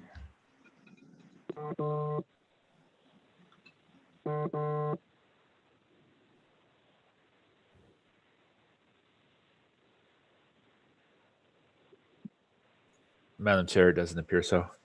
Okay, wonderful, thank you. Are there any final questions for staff or the applicant before the applicant's rebuttal? Doesn't appear so. So Mr. Wilmot, you have 5 minutes for rebuttal if you choose to use it. Yes, that would be great. Go ahead.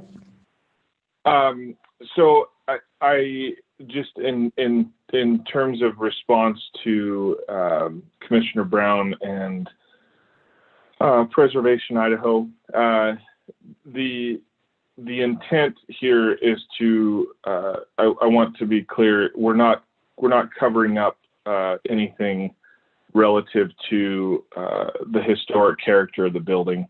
In terms of the canopy and its proposed installation, I want to reiterate that we're not actually attaching it to anything that is original to the building. Canopies, awnings, street facades, there is a precedence that has been set in downtown Boise to allow these things. CCDC is supportive of these ideas, and we feel that the way that we are proposing this particular solution, that we're in compliance with those requirements. In terms of future owners, taking wanting to remove the canopy, I don't know why that would ever want to be the case, given that it provides not only a benefit for the sidewalk, but also for the facade and protecting its materials, especially the columns that we are all wanting to maintain, and the fact that there's other spaces, tenant improvements, projects that have occurred not only on this street but on 8th Street, where canopies have been included, and there's a purpose for that. There's a purpose that the canopies are being added to these buildings, and it's to save them. So we hope that you can see it from that perspective, that by the addition of including an element like this, that we're actually able to protect the things that we want to protect. Buildings do need to change over time. They do need to adapt to energy considerations and accessibility considerations, and those are the things that we're trying to be responsive to in order to keep these buildings relevant and keep them alive. So as far as the patio is concerned, and it being, let's just say, permanent, our current proposal is that it is concrete. If there is and that's simply to maintain efficiency and equitable elevation between this what would be the sidewalk and the building floor. So if there's another alternative, if we go to something that is more of a framed situation that can be applied on top of the brick, that if after this particular owner is looking at doing another project somewhere else and wants to move out of this particular space, we can easily remove it away from the brick. I wouldn't get hung up on the idea that the concrete is what is in our proposal. That's what we would like, so we're proposing it now. If that's something that can be remedied through a condition, then we're open to a suggestion like that, absolutely. But again, we think that our proposal is complementary, and we hope that you see it the same way that we do. Thank you. Thank you. Are there any questions for Mr. Wilmot? Okay, with that, I will go ahead and close the public portion of the hearing, and we'll consider a motion or discussion. Madam Chair, just a note to staff that if you could change the screen sharing option, Ted, because we are currently seeing the applicant's screen. Thank you. I appreciated those photos, I will say. Any discussion, motion? Commissioner Brown, do you have anything to add? No, I'll open it up to discussion. Things have been done in the downtown area to other buildings that are not appropriate. And I don't know if something's not appropriate, why we continue to allow it to be done. I think the purpose of our commission is to uphold the guidelines in the commercial district guidelines or the residential district guidelines. The city adopted the standards for rehabilitation, the secretary's standards. And when it's clear that there are many issues with this project, issues, but at the end of the day that the building will be non-contributing, issues that Preservation Idaho has also brought up, I think we need to consider those in our thought process, especially in an area where everybody can enjoy the history in the downtown corridor. One of the, probably, I believe it is the oldest historic district.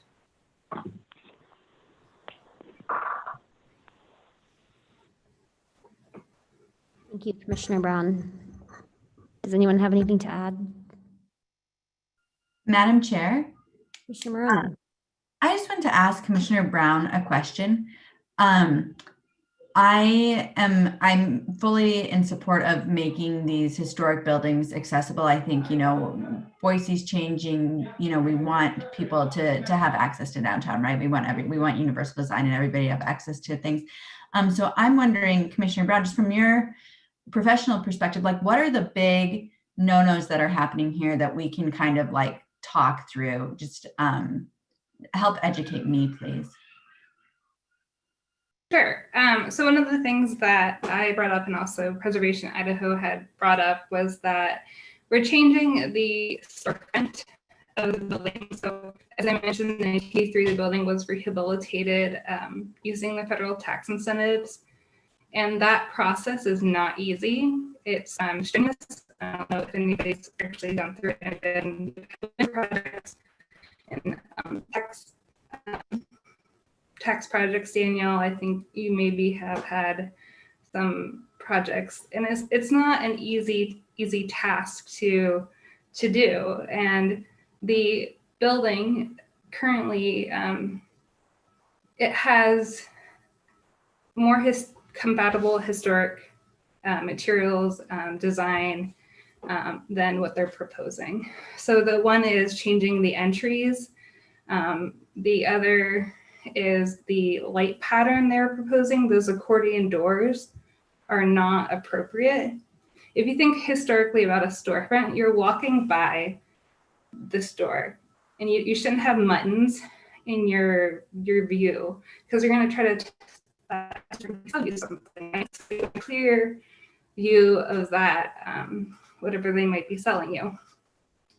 So that's obvious in the historic photos of the building too. There's large windows. The transoms are also there too. And then the other thing is the patio, how it's proposed. It's a concrete patio. I think if you've looked at the building, I walked down to that building today, there's currently a patio area there, and it I think is sufficient. It's not raised. I don't think it needs to be raised. You can access it right off the street. If they're proposing to put a ramp on that one side, I think that's acceptable to access the building. In this field, we always struggle with ADA access, and there are allowances for that you can do. And then the metal awning is another one that is Secretary of State that you shouldn't be attaching permanent fixtures like that to the building. So those are the big ones. Thank you. I appreciate that, Commissioner Brown. I'm interested because based on the conditions of approval by staff, so when I read this application, I had no concerns with it based on the recommendations of the staff, recognizing that they clearly articulated the things that were of concern, such as like the patio, and then the canopy was to be installed in a way that is minimum intact to the brick so that not to destroy architectural details. So it seems conflicting to me, the information that is written versus what we're discussing now. And so because I'm comfortable with the proposed, I don't know the details of like, I'm fine if we need to propose color detail changes of that nature, but the conditions of approval I supported because I felt like, but I don't know when you say it's going to mean it's moving from a contributing to a non-contributing, I don't see how that could be. And maybe that's just because it hasn't been reassessed to determine that. And that's based on your professional expertise that you bring, that you would think that if it was reassessed, it wouldn't uphold that, for which I would have concerns with. But I would think that the staff would think about the proposed recommendations in a way that would lend to it continuously being a contributing structure, not making it a non-contributing. So I'm concerned about that. And I don't, because normally I would support exactly what the conditions of approval say. So I don't know if anybody has thoughts or when they were reviewing the application, if they had concerns initially or based on when you read that, if that brought some comfort to you in making this decision or how that came to be for you.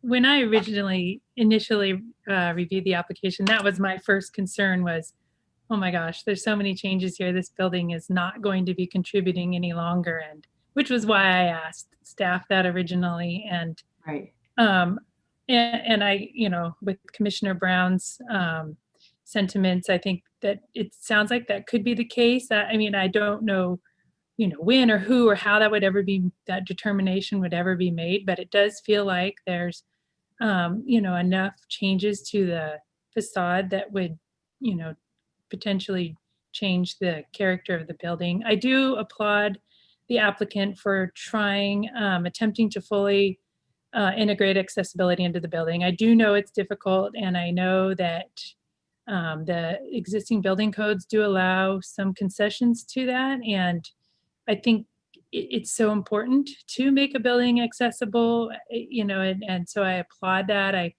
just think there are probably other ways to be able to keep the existing character of the building and still integrate that accessibility into the building. It just, would have to be thought out about a little bit more than what we could come up with tonight, I'm sure. Thank you, Madam Chair and Commissioners, my comments on this, personally, I want to go there and I want to go eat. I want to sit on the patio.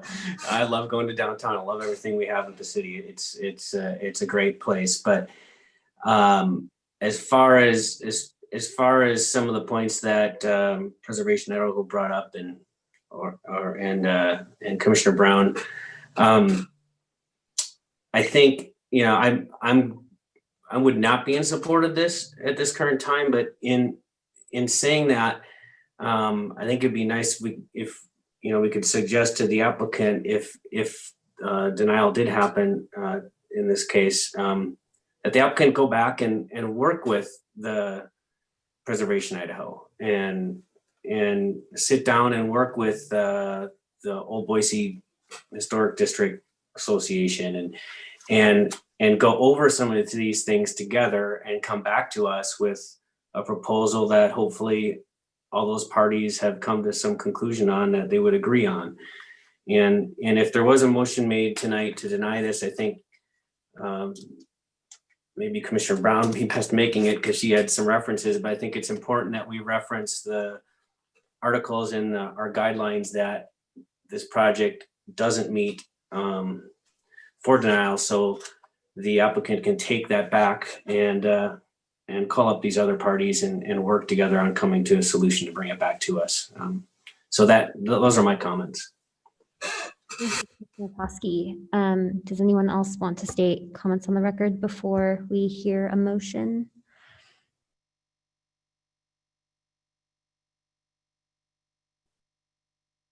Okay, do I have a motion? I guess I will make the motion. Can you guys hear me all right? Yes. My microphone keeps cutting out, so sorry. I motion to deny DHR 20-00542. I'll try to get the biggest points for not meeting 1.6.1.4, maintaining a continuous street wall with a 0 front and side setback of historic properties in the block. In addition, 1.6.1.17, conflict with the Secretary of the Interior standards for rehabilitation. 4.1.4, that they have not identified and retained the commercial block character defining features preserved regardless of first floor uses.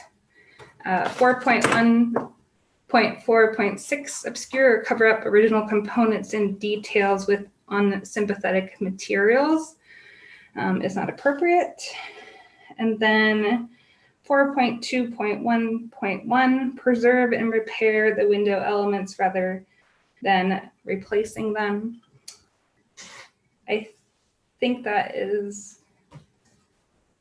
all of the ones, the main ones. Thank you. Do I have a second? I'll second. Thank you, Commissioner Weaver. Victoria, would you please call the roll? Rupp. Rupp. Is she calling my last name? I can't hear. Yes, she is. Okay, I'm like, I feel like she's gonna start, but I hadn't. God, I don't know what to do. I'm gonna vote. God, I don't know what to do. I'm gonna vote nay. Koski. Aye. Maroney. Aye. Weaver. Aye. Brown. Aye. Pape. Aye. Montoto. Aye. Motion carries 6 in favor, 1 opposed. Thank you so much. Our final item that we have to hear tonight is item number 3. No, I'm sorry, item number 4. DRH 20-00573 Joe Levitch at 1901 North Harrison Boulevard. Ted, can we please have the report? Thank you, Madam Chair. This is a request to construct a rear addition, full basement, and front porch on a non-contributing house in Harrison Boulevard. This property was reviewed a couple of months ago by the commission. And at that time, it included a 2-story garage with ADU that was really out of massing and character with the property. That along with some plans that weren't completely clear and higher lot coverage, all that combined caused the commission to deny the project. So the applicant is back. This is the existing house, by the way. It's the front. And then the rear and street side. So the applicant is back. The garage is no longer a part of the project, so the existing garage will remain. So the project just includes a 260 square foot rear addition, as well as the front porch here fronting Harrison Boulevard. And this is the street side. So, and then a basement, a full basement expansion. As you'll see, this is another pretty tight substandard corner lot. Corner lots are a little bit different because they require higher setbacks off of the street. So it has to have a 15-foot street setback. So the current house doesn't meet that setback. So the existing house is already in violation of the setbacks. So anything added on, so the rear addition and then the front porch would both require variances just because the house already doesn't meet those setbacks. So in addition, the front porch does not count toward lot coverage. However, the rear addition will count towards lot coverage, and due to the tight nature of this lot, that 260 square foot addition on the rear does kick lot coverage up to 39%, which is 4% over our requirement or our guidance at 35%. This is the rear and front elevations.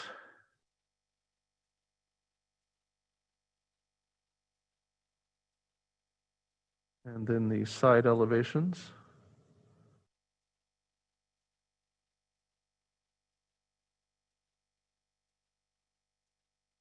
And these are some neighboring houses.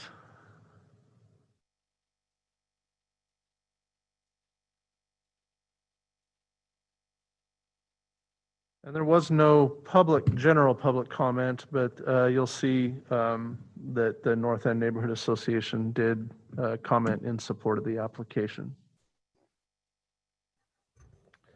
And staff does also recommend approval of the application, and I'll stand for questions. Thank you. Ted, I do have one question. Perhaps it could be a prophylactic situation. Could you pull up those conditions of approval that are in the staff report Yep. so that the applicant can review them?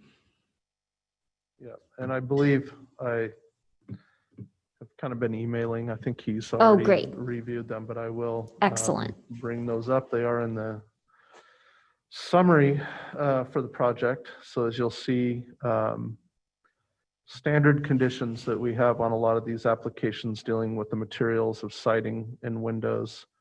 But the main one is that the setbacks, so those street side setbacks do need to be met or a variance applied for. So in this case, if the commission approves the application, the next step would be to get a variance for those street side setbacks, which I think there's a case that could be made for it just due to the tight, the existing house already encroaches into the setback. And so I think there is probably a case to be made for approval of those variances, but that'll have to be approved by the Planning and Zoning Commission. Great, wonderful. Are there any other questions for Ted? Okay, is the applicant present?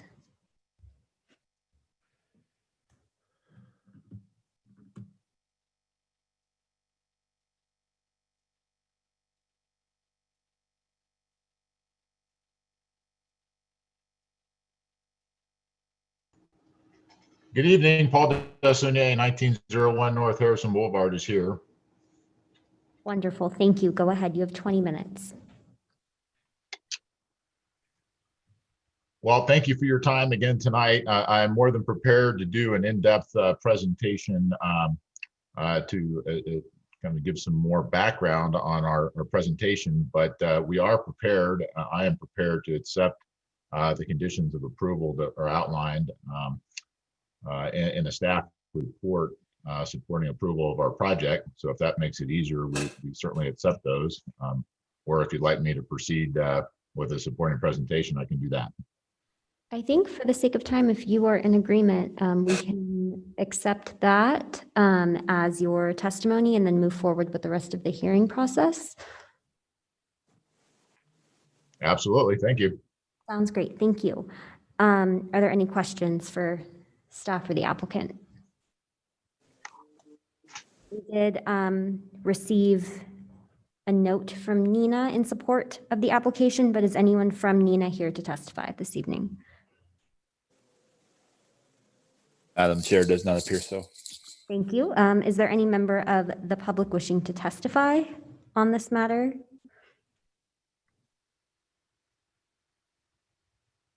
Again, doesn't appear so.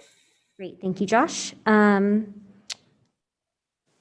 Seeing that we don't have anyone willing to testify, are there any final questions for staff or the applicant? Okay. With that, I will go ahead and close the public portion of the hearing and we'll consider a motion. Madam Chair, this is Commissioner Koski. I just want to say thank you to the applicant and Paul and Tammy and your contractor Joe for coming back to us. It was after the last time you were here. I didn't want to be upsetting to you at all, but we had a lot of discrepancies, I think, in at least with the garage and with the setbacks and with drawings, particularly that didn't match. So I want to thank you so much for coming back with accurate drawings and more details so we can accurately take a look at this. And with that, I would like to move for approval of DRH 20-00573 according to the staff's report and their conditions of approval. Thank you. Do I have a second?